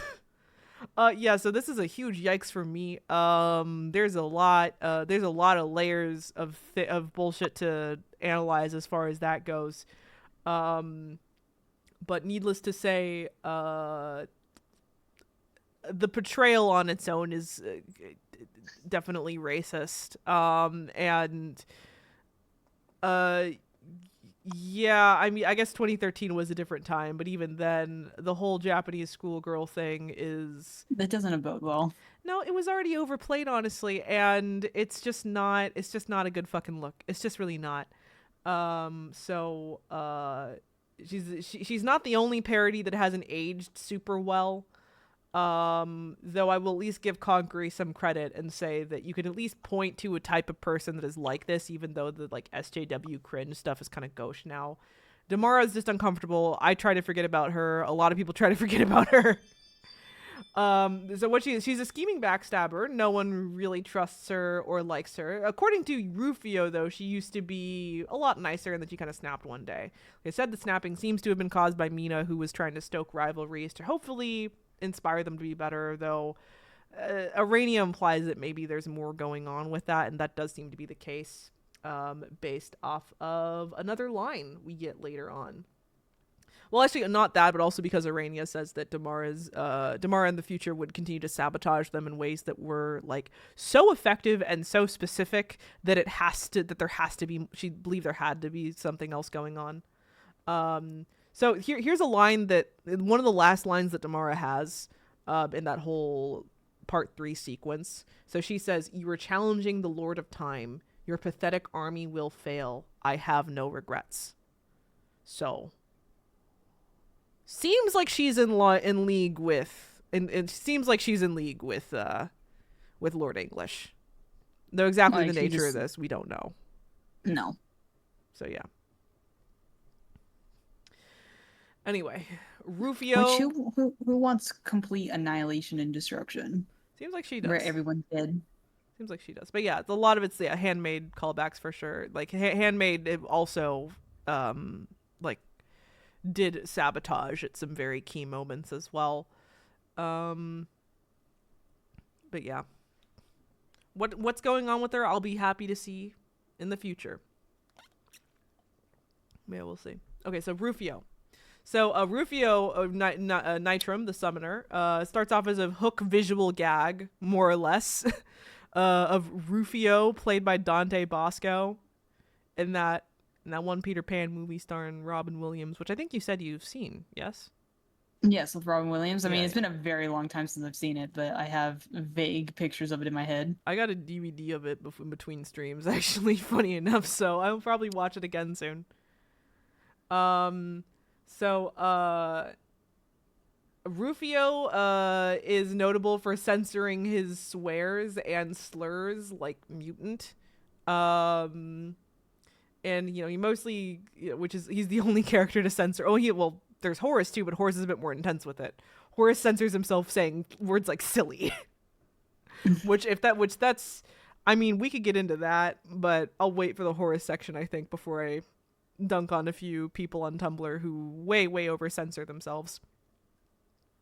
So Rufio mostly comes across as like a fuckboy himbo. I mentioned him and Jake are like the two true himbo characters here. More agreeable than others, but not a thought behind those eyes. He's so laid back that it's a little bit concerning, honestly, and Mina even calls him a pushover. Seems like he was a bit of a coward, like literally like calls himself a coward several times. Though it seems to have presented differently than it did with Tavros. Like his cowardice is manifests as him being agreeable and charismatic, never wanting to rock the boat under any circumstance whatsoever. Having a hard time saying no is a problem. Yeah. So he was born with his god tier wings, and had a robot body for a little bit. This is where Horus made him that horse body after the whole neck snapping incident. And he's had, so I was also keeping track of relationships. So like he's had flush relationships with both Damara and Horus. Is currently with Horus. And pretty much his whole section is him attempting to break up with Horus unsuccessfully after he once again realizes that Horus is kind of a fucking freak. And he doesn't manage it either. He just And the thing is if you thought Equus was bad, somehow Horus does it worse. Equius, I miss Equius after this. I miss Equius. Equius was statement. Equius. Oh my god! In comparison, Equius was a kind, agreeable fellow. You know, had Maybe actually even making change towards pretty progressive motions. Horus is horrible. Yeah. Horus is so shitty for multiple reasons. Anyway. Like Porum, Rufio seems like like Porum. Rufio is described as like being canonically hot. It seems like everyone's hitting on him all the time.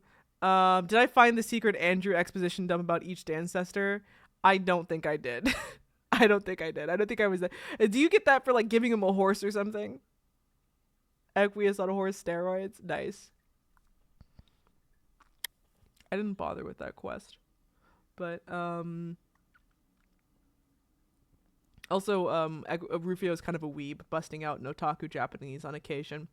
We find out that he's a part of this group called the Lost Weeaboos, which is just like a one-to-one of the Lost Boys. A group of troll runaways that lived in the woods, but they watched, like, anime and junk. A lot of details about this are kept from us because Mina thinks it's a stupid joke. Anyway, Tinkerbell led him there, and it seems like a part of why he ran away was because of how strange his wings were to others, implying a bit more about, like, mutant discrimination and before us. And it also seems like that's how he met Damara originally. Get her going through the meteor as Damara. She's on leave her zone. Yeah, I didn't bother with that. Okay, Matuna next. So he's the helmsman / the psionics, a Matuna captor, aka 4chan. AKA 4chan. I've never been on 4chan, Good. so I wouldn't know. Good. It's is it even isn't it like dead now? Did they get it back ever, or is it still just like gone? I'm actually not sure. I could look it up just a second. Is it still dead? It was gone Like for a the while. servers got died. Yeah. Is it back up? There was like an attack on it. Yeah, it looks like it's back. It's like it's back. Oh. Unfortunate. Okay. Unfortunate. You're like, I'm one of the hackers to win. Yeah. Secret dissection where Andrew describes all the dancers as 1.5 dimensional characters meant for stalking, a fun JRPG style walk around. Yeah, basically. There's very little to a lot of them.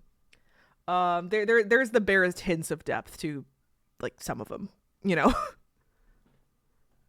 enough for a fan fiction writer to go ham on, but like nothing actually there. Hence why, even though they're all very directly making fun of Tumblr archetypes, they did all do numbers on Tumblr. Which kind of like supports supports the points they were trying to make about Tumblr. It does. With the characters. It does, and I'm not sure how many people are actually aware that they're meant to be making fun of them directly. I think maybe fewer than ought to.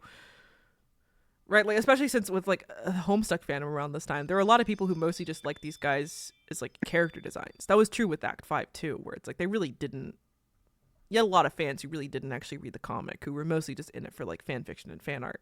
So, significant amount of people that would like hear details about these characters and not understand the context behind them at all. I think that's actually how you get some of those Cronus fan accounts, where it's like they see this character who looks like a greaser and who has an affinity for human culture supposedly, and they don't like look much further than that.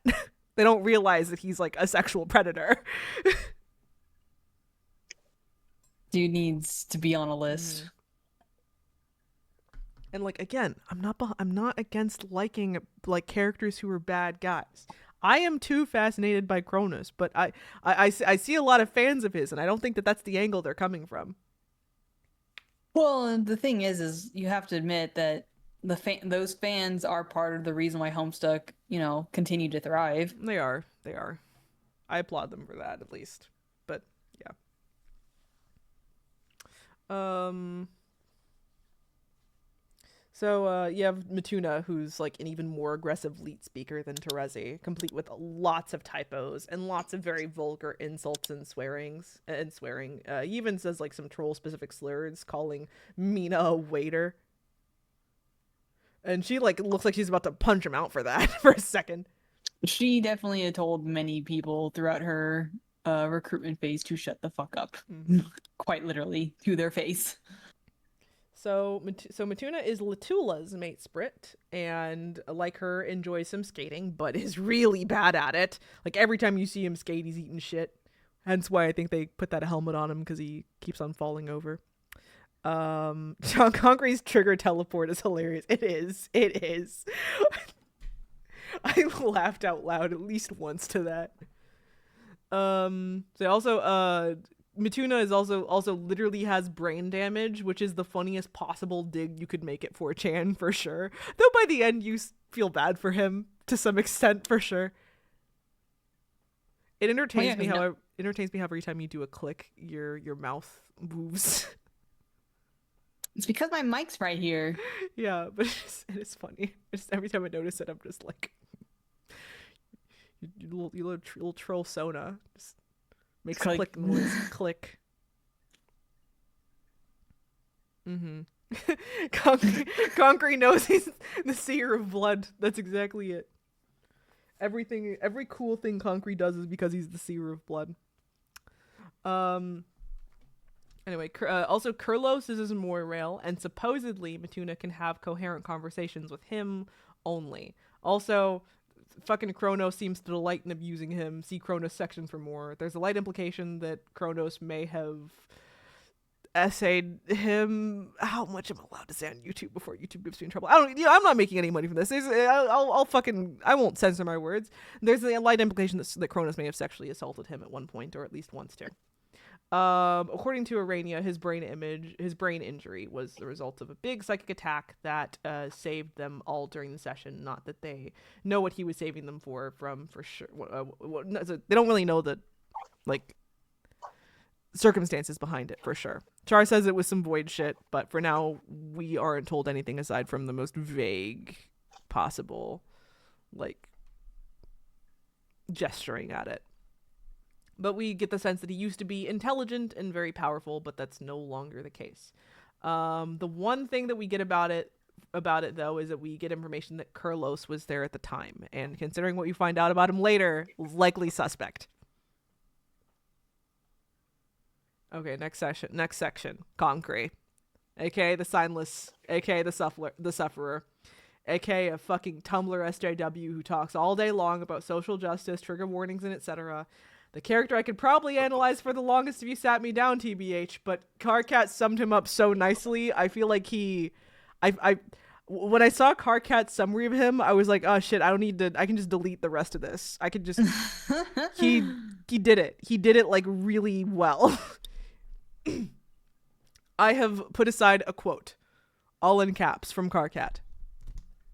He just goes on and on about the most sanctimonious, incomprehensible garbage you ever heard. He thinks he's better than everyone, but then dresses it up in this bogus hyper-academic humility. He tries to defend people with problems, but just winds up insulting those people in backhanded ways. He lectures people endlessly, and whenever he rises to the defense of his friends, he usually ends up giving them a big fuck you by being implicitly judgmental. He said it so perfectly. That's concrete. Yeah. Okay. Yeah.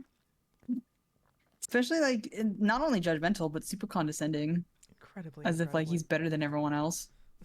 The one thing hence his nickname, the Insufferable. The one thing I'll say about him is that there's compelling evidence that not all was right with the culling system before us, and he does have legit reasons to have grievances. He's just,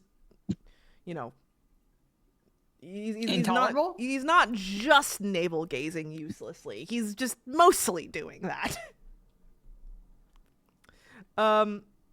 I'll go even further to say that this archetype isn't a thing in media anymore, because I think people realized it's a bit shitty to make fun of people who are legitimately trying to air their grievances with society or whatever, even if they go about it poorly. Because obviously anti-SJW stuff was like really common back in the day. You had those SJW cringe compilations and everything, right? And then people started realizing that like making fun of SJWs is in itself a little cringe, and also in itself like a bit of a dog whistle.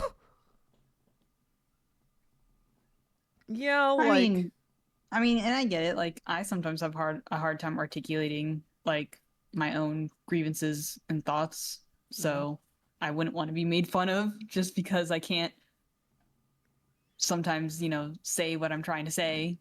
I guess, Liddy, to make my statement more clear, the thing is that people would use making fun of the bad ones as a way to like Invalidate the whole yeah, as a way to invalidate the group. whole, or honestly just like very, we're doing like just performing very badly disguised fat phobia or transphobia. That's how a lot of the SJW cringe stuff really, that's how a lot of it just kind of like panned out at, where it's just like people making fun of like transgender 13-year-olds or like fat people existing in public, and that was how a lot of it went down. And so I think that's why like yeah, making fun of this specific type of person is just not a thing that should be done, really.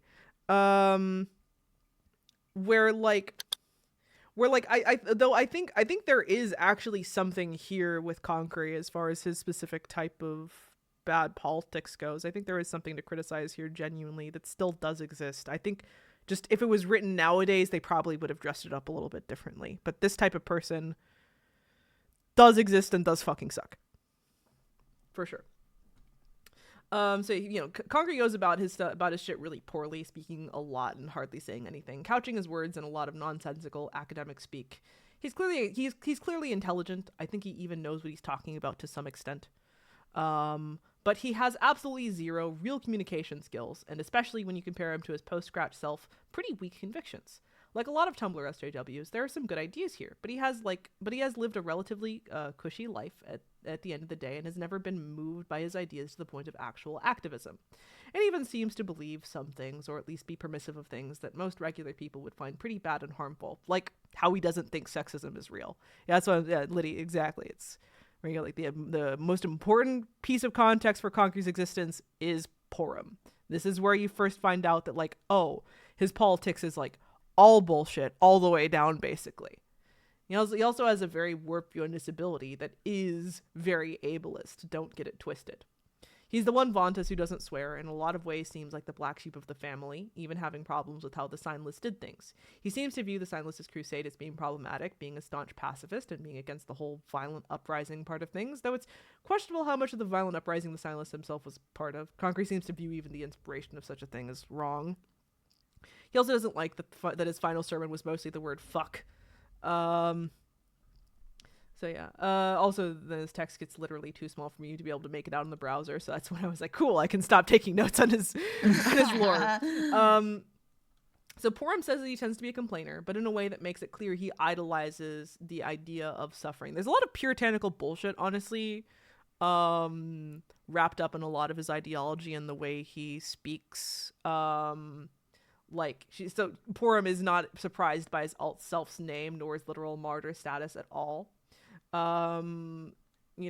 just, to go off script a little bit, he just seems to idolize this projection of purity and of goodness so much that like that is something that I will see on like TikTok to this day, of people who use their own projected purity in order to have a sense of moral superiority, disguising at the end of the day like deeply fucking awful and regressive politics.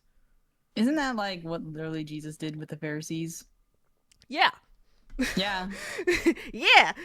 Like, the Pharisees literally were called out for like, cut it out with you being like, think you're not even sinners. And very funny considering Concrete's alternate self is, in fact, Troll Jesus. So yeah. Literally. The funny thing is though that his whole aesthetic that he projects, if anything, implies that he can say that he disliked the Signless all he wants. It's clear that he adopted some amount of his aesthetic here, right? This isn't something that he like invented.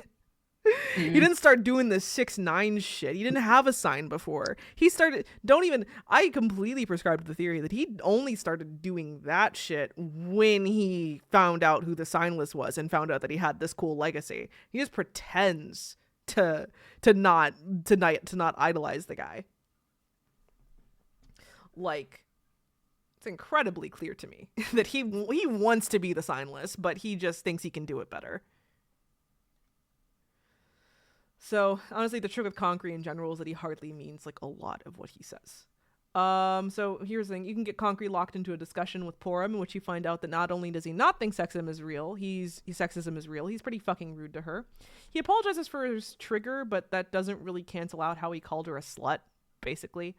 Not so subtly elevating his own choice to be more chaste, since he's on, like, he like views himself as having a vow of celibacy, basically, despite the fact that like there seems to be every indication that he's not asexual. I've seen asexual Concrete interpretations, and while that could possibly be the case, we get some indications that maybe that's not, mostly in that he seems to be attracted to Latula for the most part. And it actually almost seems to creep her out for a second there. So you see, Latula has a conversation with Concrete, and this is what I mean by him being fucking rude. He says something stinks, and Latula can't smell, fun fact. She acts offended as a joke, but then he insists on fake apologizing and bringing up triggers again, and sneaks in a comment about how he doesn't think a lack of smell is a real disability, and that he's only being so gracious and changed his mind because he's such a good friend, making a federal fucking issue in a way that clearly bothers Latula. And then he hits her with the sexism of you did all that while disabled and a girl. Karkat seems beyond annoyed and uncomfortable by this. With Matuna, we see him being very ableist, criticizing him wearing the helmet. So Matuna has a brain injury, and saying that he doesn't set a good example with his behavior. This could almost be like seen as meta in a way, but it does reflect the way that real people often try and sanitize disability and how they can get upset when a disabled person doesn't match their squeaky clean views. Just more of him being terrible. And again, I don't want to be dismissive to this also note I put here with the asexual Concrete reading. Don't want to be dismissive, but I think there's a good argument here for him not actually being asexual. Either way, wouldn't know. Either way, You know more about it than I do. Whether he is or not, he absolutely shouldn't be slut-shaming Porum and then limply apologizing it or using it as a way to act superior to others. She wasn't surprised, but was just shocked and speechless because she didn't know about any of that. Possibly. Anyway, the end of the day, he's as rude as any Vantas. He just couches it in academic speak, which makes it much, much worse. Also, his unsubtle crush on Latula that he expresses as, "Wow, I just love how not racist you are," shocking her into silence as he continues to speak and makes it very clear that he spends, like, a lot of time staring at her. And we even get the tiniest hint of Vanta's anger here when Porum mothers him and says he has grub sauce on his face. He actually even starts shouting. He was very mad. He just accept his heritage as a Vantas and just start shouting at the top of your lungs, Concrete. It'll make you feel better. Okay, so he insists he doesn't, but it's clear that he views Porum as almost motherly, which is slightly odd since they're similar in age. What else do we got here? Oh yeah, this is our confirmation that, like, his status as a seer of blood, is what, caused the memories of the connections in the game, inspiring revolution. And, oh yeah, also, she mentioned that, like Karkat, he had a hard time as leader, but had even less success. He states doing memos like Karkat, and that basically he would, like, I think it says, like, he would try and, lecture people into doing what he wanted, and then Mina would try bullying people into doing what she wanted, and neither of it worked very well. Also, well, fun fact, it's said that it's said that all the teens experienced way too much drama. We don't see a lot of Concrete's drama since we're so focused on just figuring out what's wrong with him in particular, but Arania does claim that most of it involved him. Fun fact. Anyway, he's the only one who entertains Cronus's species dysphoria thing, and all signs point to him also thinking it's stupid, but not saying anything because he doesn't want to come across as offensive. They're friends, I guess. Or at least Concrete likes that Cronus will let him go on and on about how special and tragic Cronus is. In general, the two people that seem to I was telling Luck this, actually, which is that it's very ironic that Concrete, the social justice guy, the two people that seem to actually be able to stand listening to him are Cronus and Horus, the two most racist people in the entire group. So if that doesn't tell you something about how limp fucking dick his politics are, yeah. Well, it's double ironic because isn't his blood type literally like He's a mutant. Horus calls him Horus. I think I even took a quote of like a specific line Horus says to him that's like the most deeply offensive thing anyone in the fucking comic says. And Concrete's like, oh, thank you. Concrete's a piece of shit. Concrete's a piece of shit. Concrete's a piece of shit. I could call Concrete some fucking words as a black person who knows exactly the type of person Concrete is. I could call him some choice words that would actually definitely get this video flagged. Don't get your video flagged. Yeah, I could call him some choice fucking words, but I'll call him a nicer one and say that he's an Uncle Tom. The nicest possible way I could say it. Yeah, that's a line. I had that line written later, but yeah, so true, friend. Your wisdom transcends your degenerate, mildly nauseating mutant blood. Here's this thing, Char. I was watching my guy FD Signifier, right? He can say the N-word all day. And no flagging, right? But he did one video about raccoons, let's say, raccoons. And that got him flagged. Yeah, so that's the word that I'd want to call Concrete, for sure. Anyway, Mulin. I don't think I know the word. I'll tell you later. Oh, okay. I don't think I need to know, but it's good. I don't know it. Sorry. Anyway,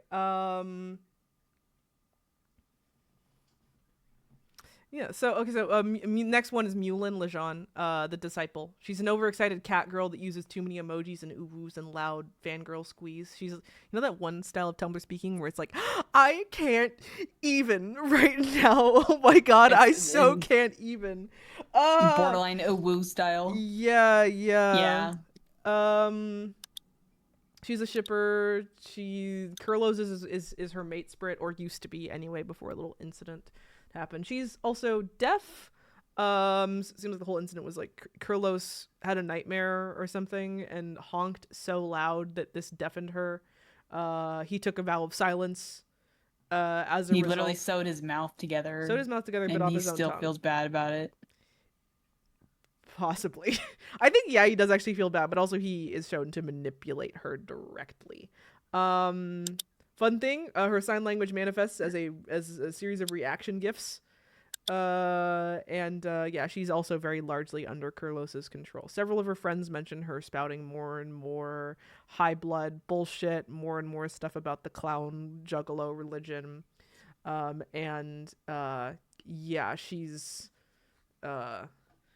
She seems to be helping him doing, Kurlos, we find out, is working for Gamzee, viewing Gamzee as his superior. Yeah, superior, the Messiah, essentially, the true Messiah, he calls him.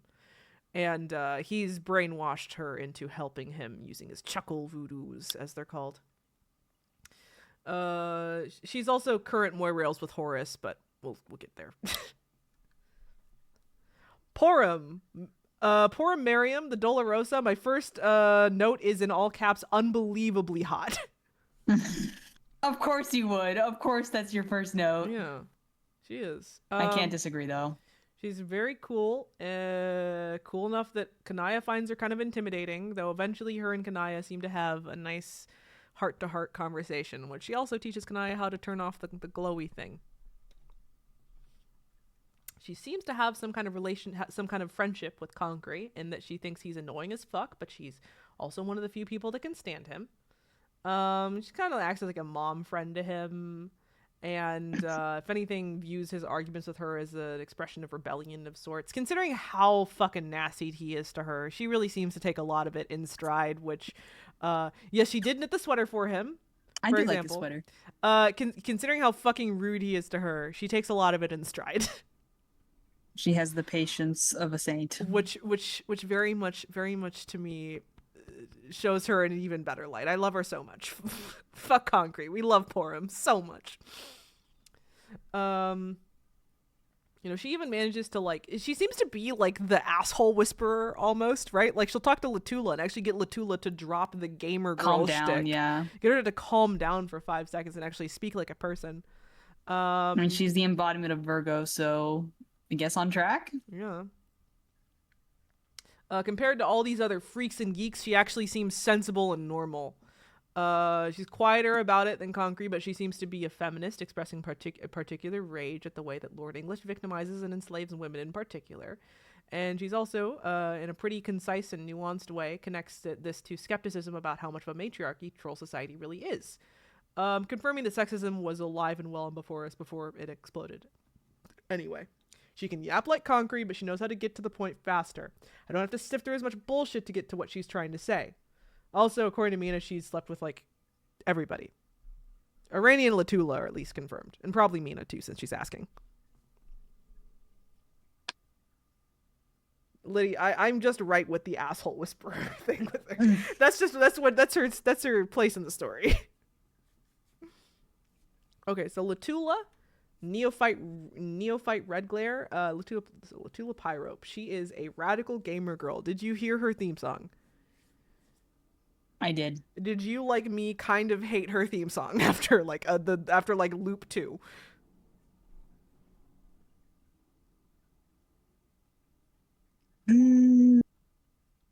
I couldn't fucking stand it after a while. There were a few times that I had to turn down the volume.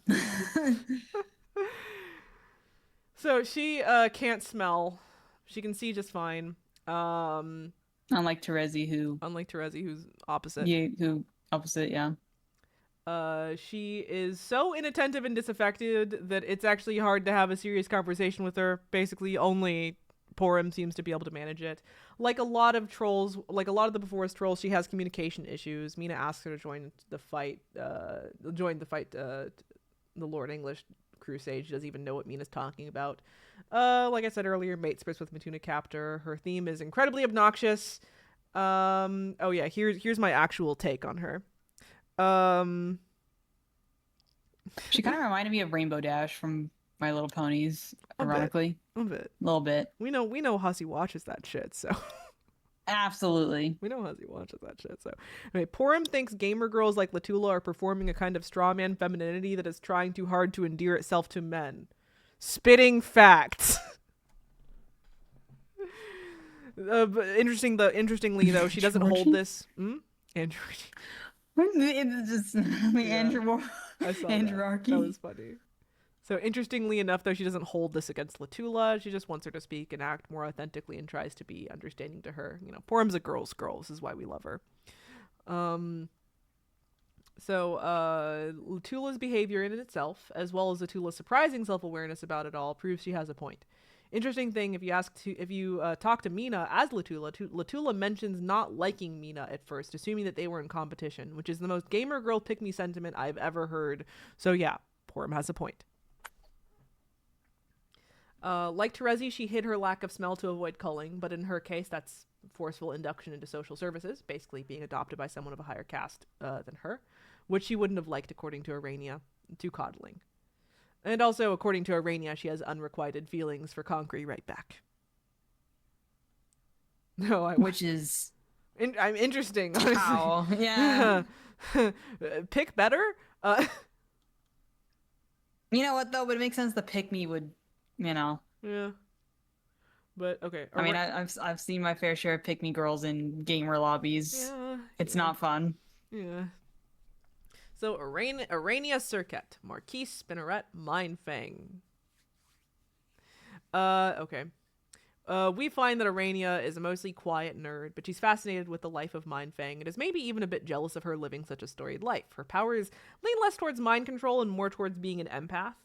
Like she talks with Jake for like 5 seconds and knows that he has a crush on her because she just like gets the feelings rolling off of him. That's why she preemptively rejects him, basically. And then he freaks out. He does. She's the self-declared weirdo of the group. Says that she wasn't very popular along with her friend Mina, and like a lot of the Before Us trolls, she likes the sound of her own voice, but maybe not as much as some others. I still think Conkery and Carcat have her beat. Yeah, they do. They do. Absolutely.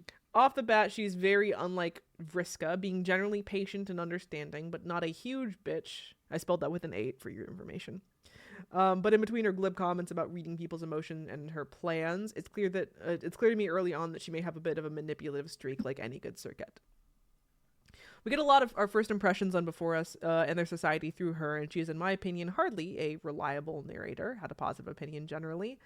And other than that, Latula calls her a self-absorbed snooze, which fair. Hashtag ZZZZ, as she put it. Yeah, I think she definitely has a certain type of overinflated ego that you only get with, like, nerds, you know, or otherwise people who put a lot of stock in their own intelligence.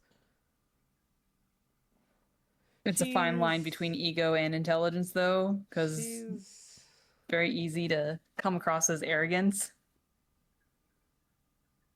I mean, I don't fucking know about you, but, like, there's definitely a type of person that like puts a little bit too much stock in their own intelligence. There's definitely that.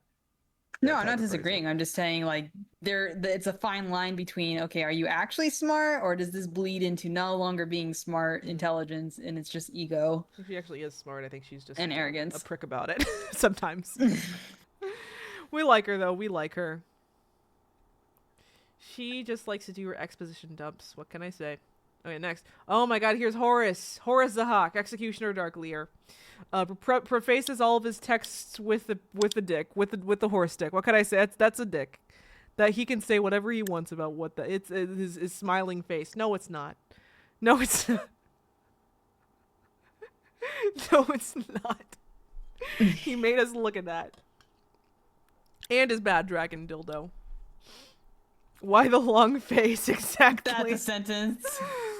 You know, Equius's was obviously a bit of that as well, but Horus's is again pushing it up to 11. I like Equius better. I like Equius better too.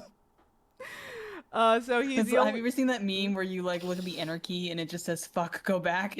Yep. I'm pressing it. Fuck, go back. Equius on horse steroids. So he's the only one to get flustered at being in the presence of royalty, and he's very obsessed with horses. While Rufio senses his swear words and his in-universe slurs, Horus censors even innocuous words like fiddlesticks and silly, which, like, if you've ever spent any amount of time on Tumblr or even a certain era of Twitter, you've seen people censor words for like no fucking reason. Just so over censoring. Yeah, so I assume that's the subtweet happening here. The joke. He's current Moirails with Mulin, and is doing a horrible job considering Kurlos is just getting away with brainwashing her. It's now known as TikTokification, but this was a thing beforehand too. This is not a new phenomenon. People complained about it in 2013 too. So he's mate spritz with Rufio, but Rufio literally wants to break up with him and he just wouldn't let him. Was just like the second Rufio was starting to hint that he wanted to break up with him, Horus just started going on about basically how his self-esteem relied on still being in a relationship with Rufio. And just weirds him out so much Rufio just stops talking, basically. Which is Yeah. actually kind of different with Tarvos because Tarvos has low self-esteem. Mm. Tumblr to Twitter to TikTok has spread. I mean, you say that, but I think like Tumblr and Twitter did carry a certain kind of like insidious hidden puritanicalness to it for sure, but there is definitely a level to which the TikTok algorithm and its own like policies as far as what is and what is not allowed on there has like exacerbated the issue. I would hesitate to put all of the blame on how TikTok is on like users from going from Tumblr to Twitter to TikTok, especially since like TikTok is mostly people who are, let's be honest, too young to have had a Tumblr. I mean, I'm not even really that familiar with Tumblr either, to be fair. Anyway, let's continue. So he's always smiling and blood racist in a kind of passive aggressive way.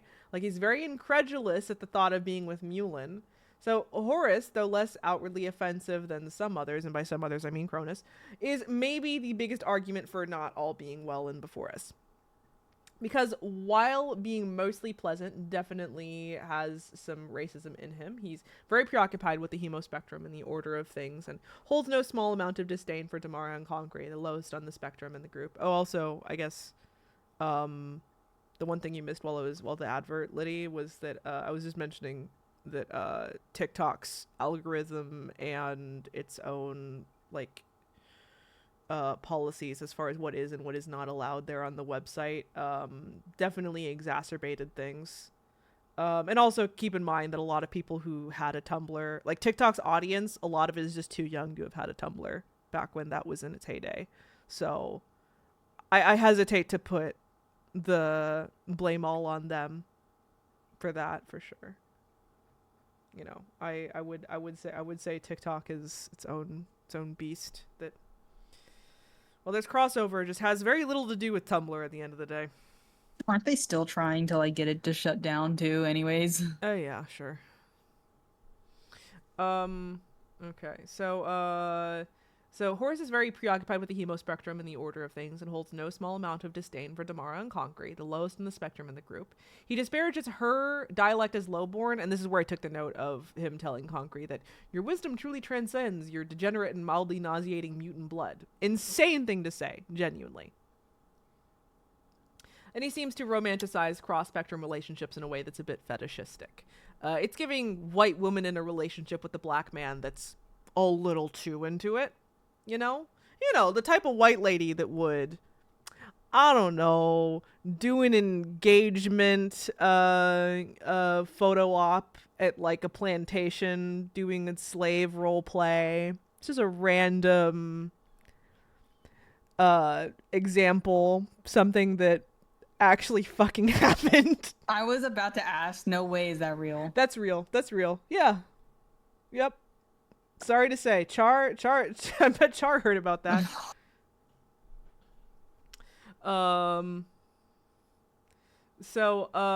In retrospect, it's making me long for the Equius Nepeta more allegiance. With Equius, I believed genuinely that he loved her, and that this relationship might be a stepping stone towards being a little less obsessed with the hemospectrum. Here, it more sounds like he's doing this to play out a fantasy of some kind. Which, considering he and Rufio definitely fucked while Rufio was a horse, yeah. Anyway. Seems like Mulin convinced him a whole toxic positivity thing was the way to go. They're so horrible for each other, oh my god. Seems like before he was a more outwardly violent and angry fellow, and was more aggressively a high blood and acted like it too. And mostly settled down between Rufio and Mulin, though that may not be a good thing since he seems so fucking repressed right now. Honestly, repressed is putting it lightly. This is the most repressed, horny man I've ever laid eyes on, if I'm being just perfectly fucking honest. He puts Equius to shame with that. So if you have Horus talk to Rufio, it becomes clear that he feels like he's missing direction and has been since the beginning. He's been filling his life with the words and actions of others, becoming more rails with Mulin because Aqueous and Nepeta did it, taking up machinery because Aqueous was into machinery and his alt self was too, smiling more because Mulin told him to, trying to be a horse because he likes them so much. He doesn't seem to know who he is himself, and he gets more into horse talk. As he gets more into horse talk, Rufio tries to break up with him, actually, and yeah, this is where the uncomfortable self-esteem stuff happens. So that's why I was saying, like, put a pin in the whole Rufio's, in the whole, like, Horus's Moirails with Mulin. It's like, we get every indication that he's doing that because Equius and Nepeta were a thing and he wanted to try it out. Seems to not be a thing that actually happened organically. I was just saying there's mirrors, but like I said, it's not a good thing. Like we both agree that Horus is worse than Ick is. Thing is, though, I mean, this is him being a void player, I guess. They do mention that, like, he just has a void in him directly. And, yeah, again, just seems like it seems like the only reason trying to quite literally yeah. fill it with something. Yeah, it mirrors because he's intentionally trying to mirror. It's kind of like those types of people whose identity is to take someone else's identity as well. Yeah. Like they have no sense of themselves, so they just copy and paste someone else into themselves. If he wasn't so racist, I would feel more bad for him, I think. But as is, I now view him as just kind of pathetic. Like, just, yeah. Okay. Kurlos Makara, the Grand High Blood. So he's a mime, can't talk, he's taken a vow of silence because of the whole incident with him and Mulin.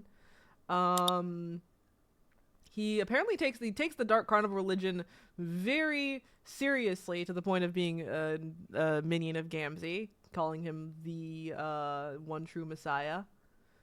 He's also the one that assembled Gamzee's false god tier suit that he has with the fucking codpiece. That, you can click on it. Yeah. And I was like, of course you can. So despite being previously talkative and considered to be kind, like he hasn't done anything bad that they've noticed at least, multiple people in the party, including Mina and Orania, don't particularly like or trust him. And As good reason. He's up to some shit. Should. He's up to some shit. More so than Damara, even. He's up to some shit. Okay. This fucker. You know who's next on the list? I do. Cronus. I'm looking at it right fucking now. Emperor. Cronus fucking Emperor, aka Orphan or Dual Scar. As if the concepts of the previous characters were not bad enough. The only character that, like, here's the thing, his ancestor equivalent is a piece of shit. Absolute piece of shit, right? But, like, you can see, like, how you get that from Cronus for sure. Oh, yes. He's like the only one where, like, you can, like, just absolute lateral move. Absolute lateral move. I mean, if you also thought Aridin was freaking... If you thought Aridin was bad, oh my god. If anything, he was the watered-down version of... Literally, Aridin at one point says, like, damn, even I think you're trash. in that big fight. And, like... I mean, Aridin later on, like, when he's fused with Solux, tries to, like, does a whole apology with like, to Feferi. I am going to say that doesn't count until he actually still wants to do that after they're unfused. But, like, yeah, fuck it. Aridin does get more credit than Cronus. He does. Which says so much. Aridin's an incel, but Cronus is just a rapist. Like, holy shit.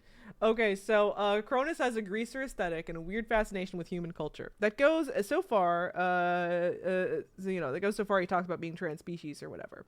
The level at which this is the level at which this is performative so he can feel more interesting and attract others is very high. It's absolute. It's exactly what he's doing. But I do believe he has at least an authentic interest in human stuff. Like, sure, whatever. I'll throw him that, I guess. It's a hobby. It's a hobby. The only one to believe him is Concrete, or at least Concrete says he believes him. Cronus just likes hearing someone wax poetic about how tragic and special he is. It means he doesn't have to do it himself. This is the one character that it is entirely uncontroversial to hate. Like it's like right on the wiki. I think like the first sentence is that like he's the worst character in Homestuck. Very first sentence, which put that there. I'm But glad to know I'm glad to know this is rock bottom and there's no future characters that are just no, gonna be like worse. no, Other than no. obviously probably like the main villain, who is just literally psychotic. Mm. So Cronus is again like Char said. Cronus does have his fans. He does have his fan pages. It's mostly people who just like the greaser stuff and they don't really know anything about him. I mean, it's the same thing with Aridin though. Like he was very drawable, Harry Potter looking. So People liked like it's Aridin for just similar reasons. They just liked to draw him, and they didn't really. I mean, I'll give Aridin fans some credit in that. I think some of them try and character arc him out of it. Right? People really like shipping him with Solux, especially. I find. But yeah, I don't. I no, not for me. Not for me. This isn't the type of shitty character that I like. Not at all. Um.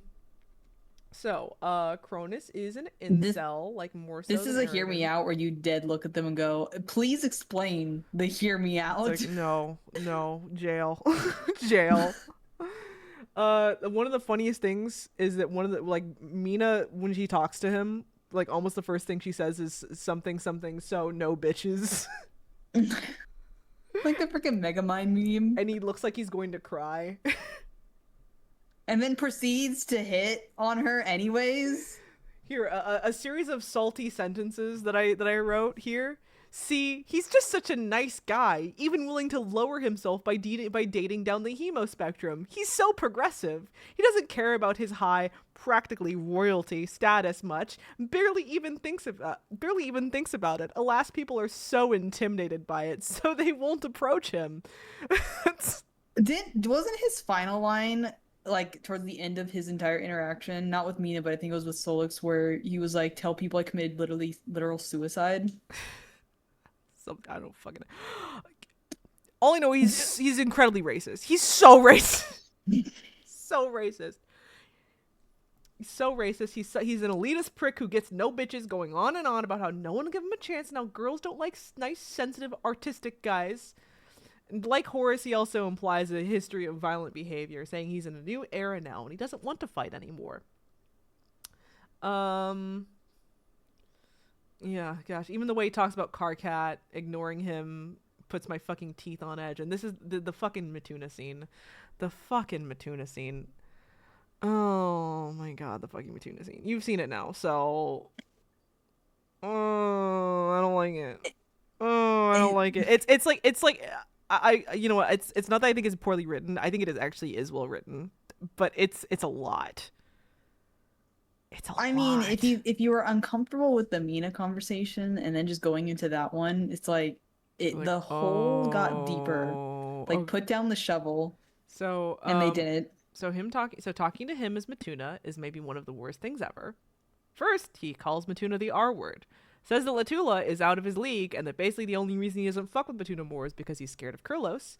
And even says that he likes how Matuna can't repeat anything he hears or sees with any coherence. In the meantime, he has like his like hand on Matuna's shoulder. But because of the abstraction, you're not even sure if that's only where his hand is. And Mituna's just saying, "Stop touching me," and I don't like your hand there, just repeating it over and over. This conversation is how you truly understand what a fucking awful person he is. How successful he's ever been at, being a predator is hard to know. I'll at least say that I think if he was successful at any point, he probably wouldn't have shut the fuck up about it.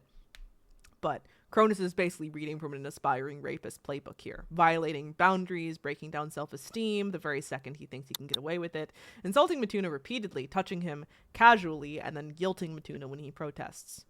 Also, he says he doesn't care about his royal status, but like Mina, he seems to idolize Alternia and his ancestor counterpart, so yes, he fucking does. We get every indication. Well, he also uses emotions as part of his guilt tripping too, to like try to make people feel bad for him to like do what he wants, which is terrible. Yeah, when he tells Matuna that like, oh, I'm just trying to be a friendly guy, why would you be so mean? And Matuna says, "I'm sorry," and then Cronus says, "I forgive you." I'm like, I want to kill you. So I hate die. It, Ba ba ba ba ba ba this is ba.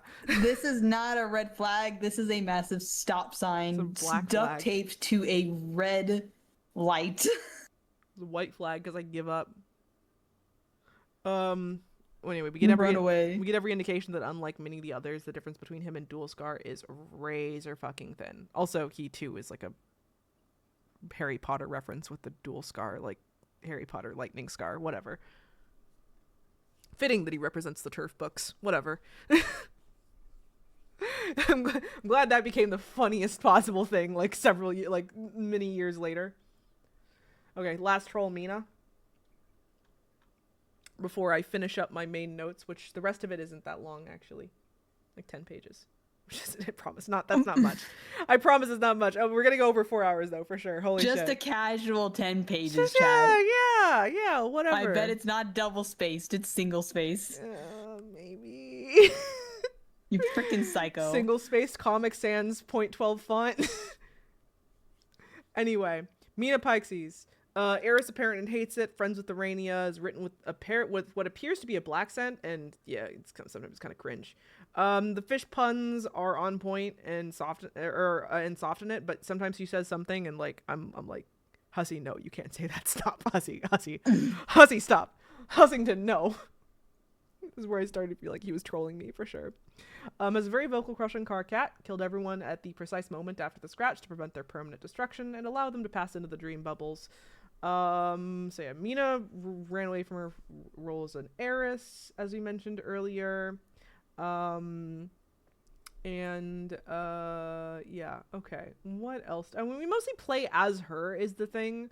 So I feel like because that we don't so much to get to see what's wrong with her outside of what I've already mentioned, which is that, yeah, it seems like she possibly helped bully Damara into insanity, and other than that, you know, is just hard at work doing actual plot shit, you know. I think because of that, it's actually like with Arania, I don't have too much to say about her independently aside from I like her a lot and she's actually doing shit that matters in the plot. So maybe it doesn't even belong in this zone, honestly. So yeah. I mean, she's trying to put together a plan when everyone else is pretty passive to not. So, okay. So that's the end of my before us notes. Let me scroll down here. Let me scroll down here. Oh yeah. Here. So, this is a whole little aside that I put as this whole before section was winding down. So we hear from Karkat that not only did he respect his planet as a badass place and kind of blames the Beforest kids' dispositions on their pansy-ass planet, but even respect the Empress as a leader, though she would have killed him on sight. His opinion is grounding. I can see where he's coming from, but for the most part, I don't mind that the ancestors are shitty, overly online teens, actually. As an adult, I think I have a different perspective on this now.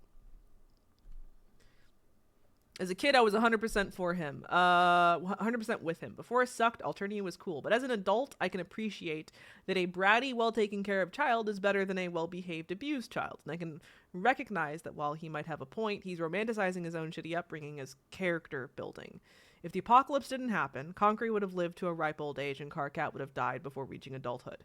Concrete being kind of shitty as a teenager is immaterial to that, so take Karkat's statement here with a grain of salt.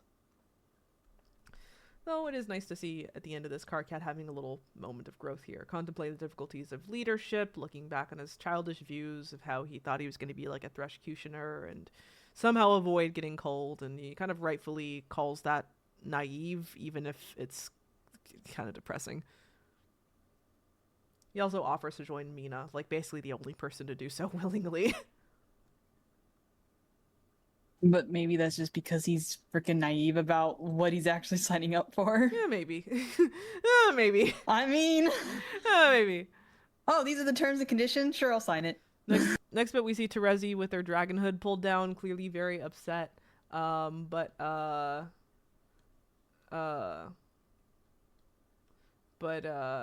else? Oh my god, did I... Ah, fuck.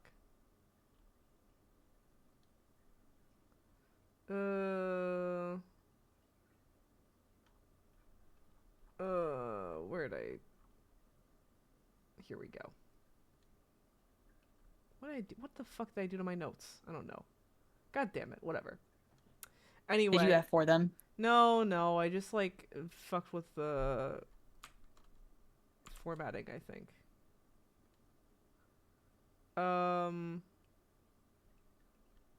Oh, yeah. Okay, here we go. So I know it's getting late, because I'm losing track of what's what. We hit the 4-hour mark, too. We did, but I'm gonna finish this one way or another, so we started an hour early. Okay, mostly we just know that something's wrong with Terezi at this point, and that she's not doing well.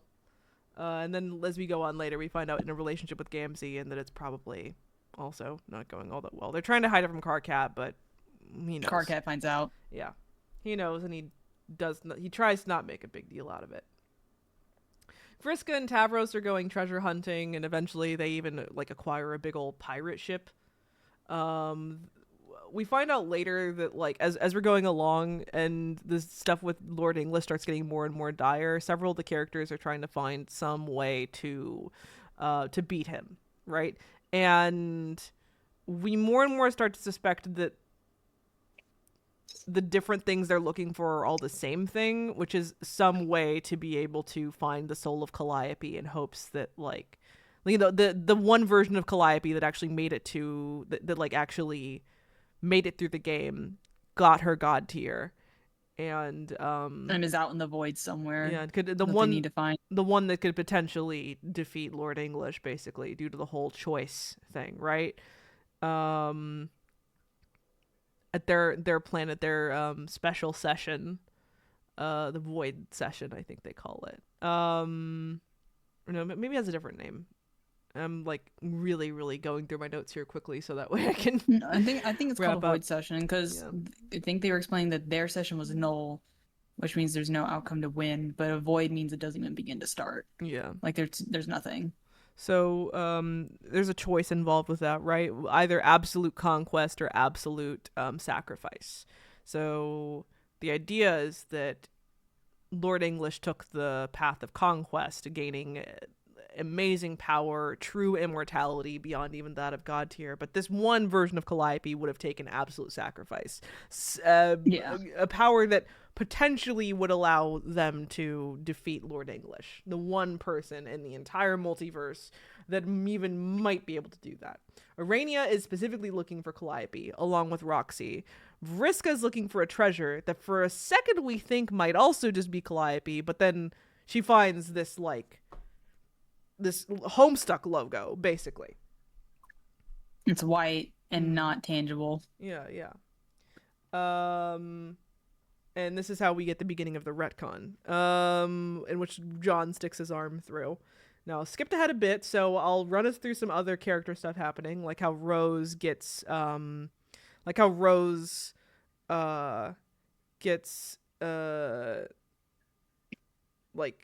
starts falling into alcoholism, ironically, just as Roxy is. Roxy does. Yeah. Roxy's which is recovering bad. from hers. And there was even a whole moment where like Rose is like, "Are you gonna break up with me?" And Kanye's like, "No," full of rage. Yeah. Calliope is for sure dead, at least our version of her, because Caliborn essentially cheated in his the whole cherub lore thing. They share a body, and Caliborn essentially cheated and made himself the one that would inherit it in the future, where it's supposed to go on longer. It's supposed to be more of a battle for dominance, where after a while it becomes clear who wins, but he just, like the chess game, he cheated. And then proceeded to literally rip out his leg. Mm-hmm. So to escape early and start his insanity. Act 6, Act 5, Act 1 is where we get the Jake Dirk breakup, essentially, and also we get the haha, Jake's kind of an asshole by accident thing a lot, where it's Jane's birthday and he's ghosting Dirk, who sent him a big, long, pathetic wall of text, a text message that I'm sure I'm sure many of us have sent before, of just like, being I've very sent my pathetic, fair share of paragraphs. being very pathetically needy to someone who is no longer interested, trying to grasp onto them as hard as possible. Um, hate to see it. But Jake here isn't really doing him any favors by, not communicating with him at all. And later, Dirk even calls him out for it, saying that he could have just at any time just come out and say it wasn't working out, rather than being a prick and just not saying anything at all. Um, you know, uh, to kind of summarize what's up with Jake, what's wrong with him, is that I think he just lives. They even say this. He lives such a weird, storied, adventurous life that I think he kind of leads an existence where he views himself as the center of the universe. He doesn't mean to be a dick. He just kind of lives in his own little world where everyone else is a supporting character, and everything outside of his immediate understanding is just noise. Not that he doesn't care. He just only has so much RAM. Main character syndrome. Mm-hmm. His confidence can be attractive, but he really only has space in his head for himself. I think Dirk found that out and kind of started panicking, acting like Dirk about it, and going right to guilt tripping and mild emotional manipulation. Dirk has a wider understanding of the world, but he's the main character in his head too. Also, yeah, wow, they don't have a single conversation in the entire comic. Now that you mention that, yeah, no, they don't. Like, just occurred to me, like, yeah, no, they don't, do they? That's rough. That's rough. In the middle of that is poor Roxy, who's a level-headed one, because Jane's also having her whole, because it's her birthday, and Jake basically comes at her, dumping everything on her, while also admitting that he forgot it was even her birthday. And then, of course, icing on the cake. And then she explodes. Icing on the cake, of course, is that Caliborn also bullies her pretty mercilessly after that in a way that is so realistic. It's a little hard to read.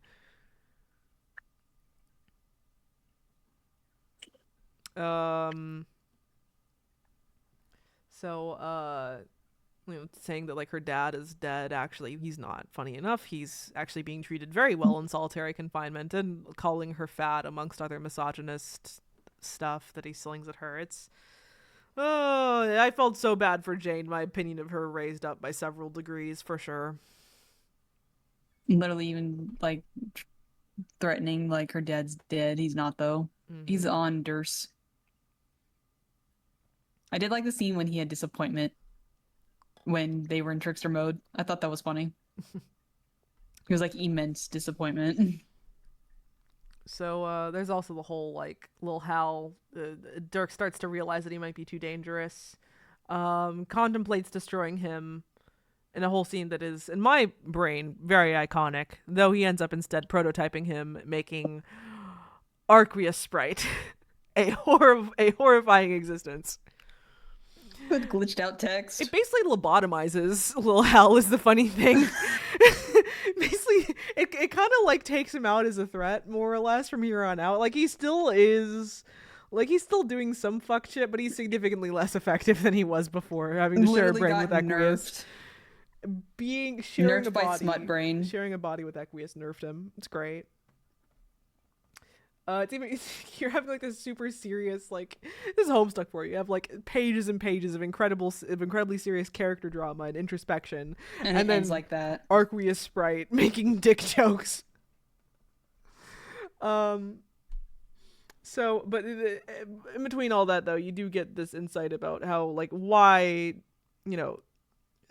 Dirk kind of starts off like trying to blame a lot of their current issues on like Lil Hal, and then eventually comes around to realizing that him and Lil Hal are more similar than he'd like, and which to me gave me permission to really no longer distinguish them that heavily as far as their intent goes in the comic. So they take a second. I mean, if it's programmed after you, and you're the model that it's taking from to express itself, then yeah. Mm-hmm. It's kind of basically like an echo chamber of your own issues. It is. But, okay. Act 6, Act 5, Act 2. this is the trickster mode bit. This is the mode where they're having so many issues, so by Calliope's suggestion, they all get really high and ignore them for a little bit. And Want to get married and have everyone's babies. and they have a bit of a bad trip. Dirk is the only one who's more or less unaffected by it, and he's having such a bad time. If I saw Dirk wearing the same smile as everyone else, that'd be surreal. I'm glad he didn't. I'm glad it was just like blank. Yeah, I was like, making it blank was the right choice.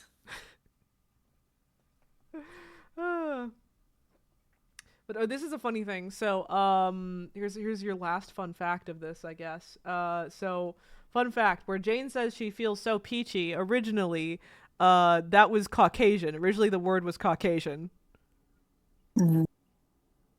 What? So Why did it change? because fans were not that happy with that. The new website brought back Caucasian? No. Holy shit. Oh my god. It's now a 50-50 chance. That's insane. Okay, anyway. So it was changed to Peachy mostly because fans rightfully found it a little offensive. Okay, so a funny thing. This was kind of lampshading how, despite appearing pretty racially ambiguous through the art style, humans being rendered almost completely in black and white, these characters were for the most part written to be white kids, right? Like, example, Dave and Okay. Bro, you know, they're funny at least partially because they're white rappers, a kind of cringe thing to be. But people had all kinds of headcanons as to what these guys' races may be and or just preferred it being ambiguous, right? Like IMO, the Caucasian joke, in my opinion, like it's a bit like in poor taste, I think. You know, saying you don't have a diverse cast isn't a flex, it isn't a joke.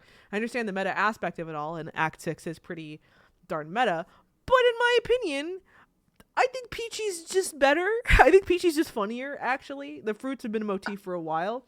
It being synonymous with happy highlights how extreme of a mood swing this is for Jane, considering how awful she was feeling after even one panel ago. And that it still describes her skin tone doesn't take away from the meta joke earlier, it just delivers it in a way that feels less tone deaf. The fact that it's a 50-50 chance is kind of funny, though, to me. I'm not gonna lie. Like you get one or the other. Yeah. I mean, I like Peachy. I thought it was just it matched with the whole off the Richter scale kind of vibe they were going through, because I wouldn't expect them to say anything normal in this situation. And Liddy's point there that, like, yeah, some people were taking the Caucasian thing and being really, really annoying about it and saying, see, this proves that they're white, actually. Ha ha. Get dunked on. It's like, that's so stupid. What? No, that's so dumb. stupid. It doesn't prove anything. It doesn't. So this is why that there was the original thing. There's the context behind it. It's your last fun fact, basically. More or less, I think. So yeah. What else do we get? We get some fusion character development with Arid in there. Dirk remains pissed throughout this whole section. Also, I made a note that says page 5777 has the fucking Flowey laugh in it. Did you notice It that? did. I did. I Oh was my like, God. oh my gosh, I got Yeah. triggered. So, next act, which we're back to Act 5, Act 1, they sober up. Hangover time. Your teens are having an intense emotional Regrets. breakthroughs. And basically, they kind of, like, the alpha gets more or less wrap up their character arcs, basically, right? Like, the Dirk-Jake thing is over, Roxy is sober, Dirk is proud of her for it, and even says that she's basically been the shadow leader, the true leader of the group, which is so sweet. And they seem to all actually, through their hangovers, bond. To be fair, she was kind of the glue, though. A lot of people went to her, and she reached out to them. She's the only one that could keep her shit together. She did a better job than, like, every other so-called leader in this whole fucking comic. Carcat, Concrete, John. Like, she actually kept her shit together and remained present. That's why she's the best character. I'm not okay. She's the best character. Anyway, I'm gonna get flamed. Yeah, so the plot comes knocking, though. Of course, Empress and Jack come Jade goes grim bark mode, as it's called. I didn't realize that's what it was called, but she she was scary. I was like, whoa, what's happening? So Act 6, Intermission 5, last actual section. This is where you see that Dave and Karkat are friends. Terezi and Rose are mid-breakdown and are not doing well. Terezi's passed out in a puddle of Faygo. You find out that, like, Terezi let Aurania heal her eyes after Gamzee negged her about it, basically. And she super, super regrets it. And Because she said it was because she said earlier on about how being able to interact with things through taste reminded her of Lucius. it did, and also like her, you know, she also viewed being blind as like she aligned herself with the blind prophets of legend. She felt like it kind of like not just added to her mystique, but like spoke to her her destiny within the game, like her almost. purpose. Yeah, Yeah, her purpose as a seer of sense mind. of purpose. So this was it was a betrayal of herself when she did this, and she knows it, so she feels horrible about it.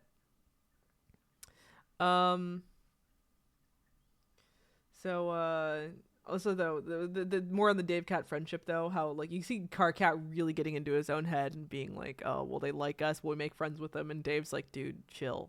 Yes, they're all still your friends. We're still your friends.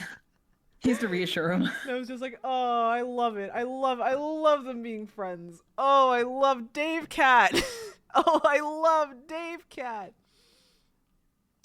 What else do we got? So Vriska and Mina. This is where they find that big ol' treasure. Here, while Liddy's getting their ad. So did you notice the two fan trolls? Those two random OCs that popped up, are those two trolls? That one page?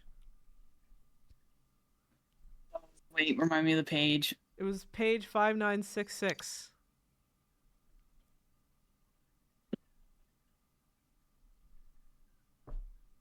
I just these guys. Yeah. So those are fan-made trolls, fun fact. Those are two people's troll sonas, two fans troll sonas. This Was there like a competition? No, so there was a the Hive Swap Kickstarter. We've spoken about that multiple times, right? Yes, Yes, the Hive Swap. One of the stupid high tiers involved your troll sona being in Homestuck for at least one panel. Everyone knew they were gonna get killed off immediately. Like that was, it was all part of the deal, right? But still, two people were actually takers, and they gave like some stupid high amount of money for it. I don't know how much exactly, and they got their trolls in there for one panel. I think the 10,000. It says the 10,000 donation reward. Oh, yep. So it's probably $10,000. Yep. That's insane. Yep. Two people did it, and I hope they didn't regret it. Hope they didn't. Yeah. Oh, yeah. 100,000 for them to survive more than one page, but that was a meme at that point. That's crazy. Yeah. So, reminder that this Kickstarter made a shit ton of money, and that apparently it's not even finished still. And they're never gonna finish that. They're never gonna fucking finish that thing. They're never going to. They're never going to. Points to Sarah Zed video if you want more full context. But this is a story where pretty much every time I hear it, there's so much hearsay surrounding it. There's so much he said, she said bullshit that it's like, I hear it a little differently based off of every single person that tells it. Because it's like it's a lot of people with grievances. Act 3 is coming out. Okay, damn. Demo came out like yesterday. Dang, I can't keep up that well. I mean, fun fact about Undertale, the same thing actually happened where for the starter of the game and stuff, someone donated $10,000. They would have like a monster in the game. Hence the secret boss monster. One person did it, so they got a secret boss monster in Undertale. Heard about that. So fun fact about Hive Swap though that I don't think I've mentioned, which is that Hive Swap caused several delays, several long hiatuses in Homestuck, some of which we're going to be brushing up against really soon. Because as you can see, the rest of the comic is supposed to release over the course of like 3 years, which is a long time considering like what we've read so far was over the course of 4 years. Yeah, that's insane. So yeah, according to there's like decent cat. Fuck. Okay. It's A okay. lot. My cat's currently overheating my computer. A lot of people, including me, believe that part of the reason why the Homestuck fan base kind of crashed and burned so hard was because of these long hiatuses. People just kind of losing interest, moving on to other things. Undertale came out during one of those long hiatuses. Steven Universe, other things like that coming out, kind of cannibalizing this show's fan base for the most part. And until people just kind of lost interest, including Andrew himself, because as you get further and further on, more and more guest artists start showing up, more and more people start working on this, people who are not named Andrew Hussington. They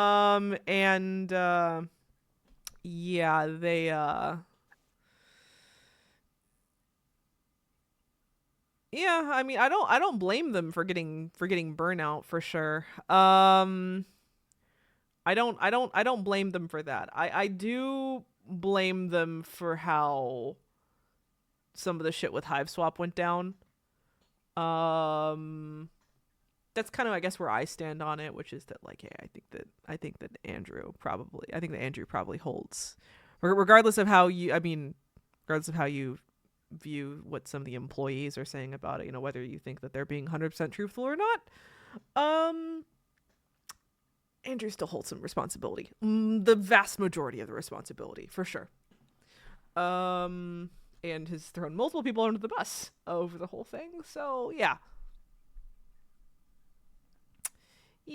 things might be different, and if they did not attempt to do Hive Swap, if he didn't do that, but I whatever. mean, as the game developer, it's normally a bad idea.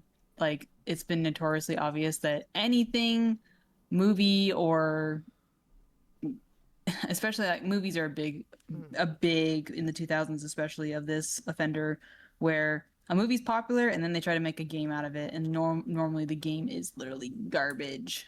Again, the story goes that at first they tried to outsource it to a studio, but just didn't provide sufficient direction to that studio, and eventually the studio just like said, okay, fine, we'll just stop working.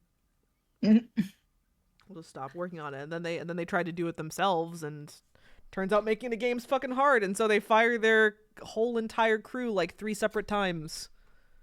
That's really bad. Yeah, and so it just all kind of went. It all kind of went.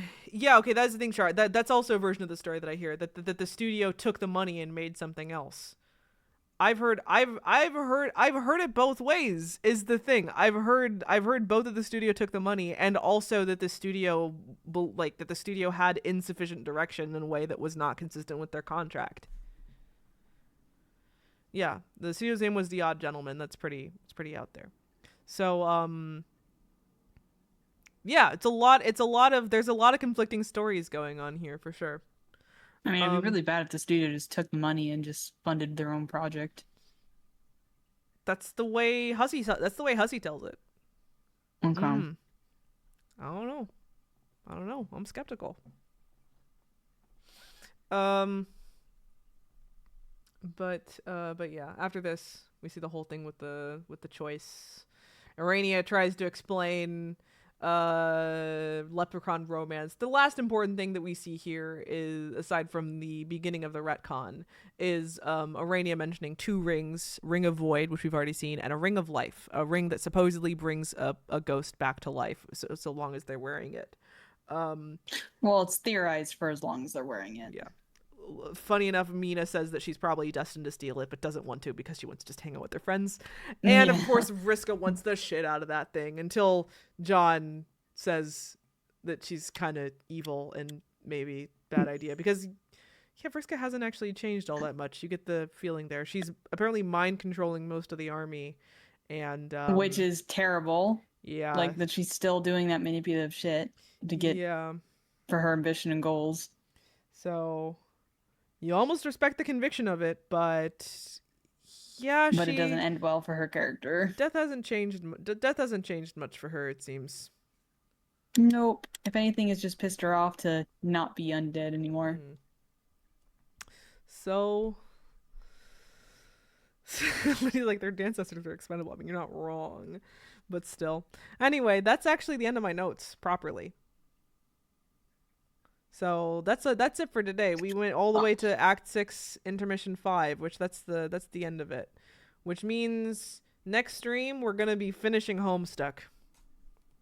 Except for the epilogues, not the epilogues. Epilogues on your own time. We're probably gonna do it in like. So here's how I view our schedule for the next few months, which is that so I'm probably gonna place the Homestuck finale here for in February sometime. Class spec stream probably never, but anyway, probably gonna do the finale in February sometime, and then we're gonna start Marvel Mondays in March because March Marvel Monday. Makes sense. Yeah. So we'll do it then, and it'll also be our kind of like overview final thoughts type of stream. And yeah. But for now, that's like half of Act 6. We're both dead tired by now, huh? You're not even talking anymore. Yeah, sorry. I don't think you said more than Remember, a I'm word 3 for a hours while. ahead of you, right? Yeah, 2? yeah. You're 2. It should be 12:30 where you're at right now, yeah? Yep. Yeah, yeah. You haven't said more than a word at a Yeah, time in a while. So with that, how about we just like call it? You ready? I'm ready. Okay. Thank Anyway, you everyone for coming. We thank you really very much appreciate for it. coming. This has been a lot of We fun. appreciate you guys. We do. And I'll be right back here for some Kingdom Hearts Wednesday. Oh my gosh, you're still in Kingdom Hearts hell. Yeah, we're gonna be doing it for like the next 5 years probably. We're just now getting to 2 very soon. I'm hoping next year we'll stream 2 on both YouTube and Twitch. Alrighty. Good for you. But yeah, goal is to play like a bunch of it. So I'm probably also going to be going till kind of late then. My sleep schedule has been fucked the last couple days, but that's okay. That's okay. I feel that. Mine's too. I fell asleep at like 11 yesterday and didn't wake up until like I woke up at like 8:30, I guess. It was just like an unusual time for me to sleep, I guess. 8:30 a.m. or p.m.? AM. Mm. It was just Chat. I've been waking up at 1 p.m. Damn. The one thing that keeps me relatively on track is that my fucking cat wakes me up at 10 if I'm not up by then. That's fair. So my cat likes to blaze about in bed with me. Yeah, so luckily I don't keep gamer hours. Well, I feed my cat on the schedule, so that prevents me from keeping gamer hours. I don't need to be called out. Thank you. Gamer hours. Start feeding your cat on a schedule. Then I'll force her to wake up. I do feed her on a schedule. I know you let her graze though. You let her graze on the cable. Yeah. They don't overeat though. They stay good. Yeah, but just saying, keep them on a schedule. Forces you. Just saying. I don't let my cat graze. Well, that's because your cat won't stop eating, right? She eats when she eats. But yeah, also that. But also she just eats when she eats. That's fair. We love our cats. We do. Okay, I'm gonna give us a good night countdown. We're just gonna All right. cold turkey this. 3, 2, 1. Good Good night. night.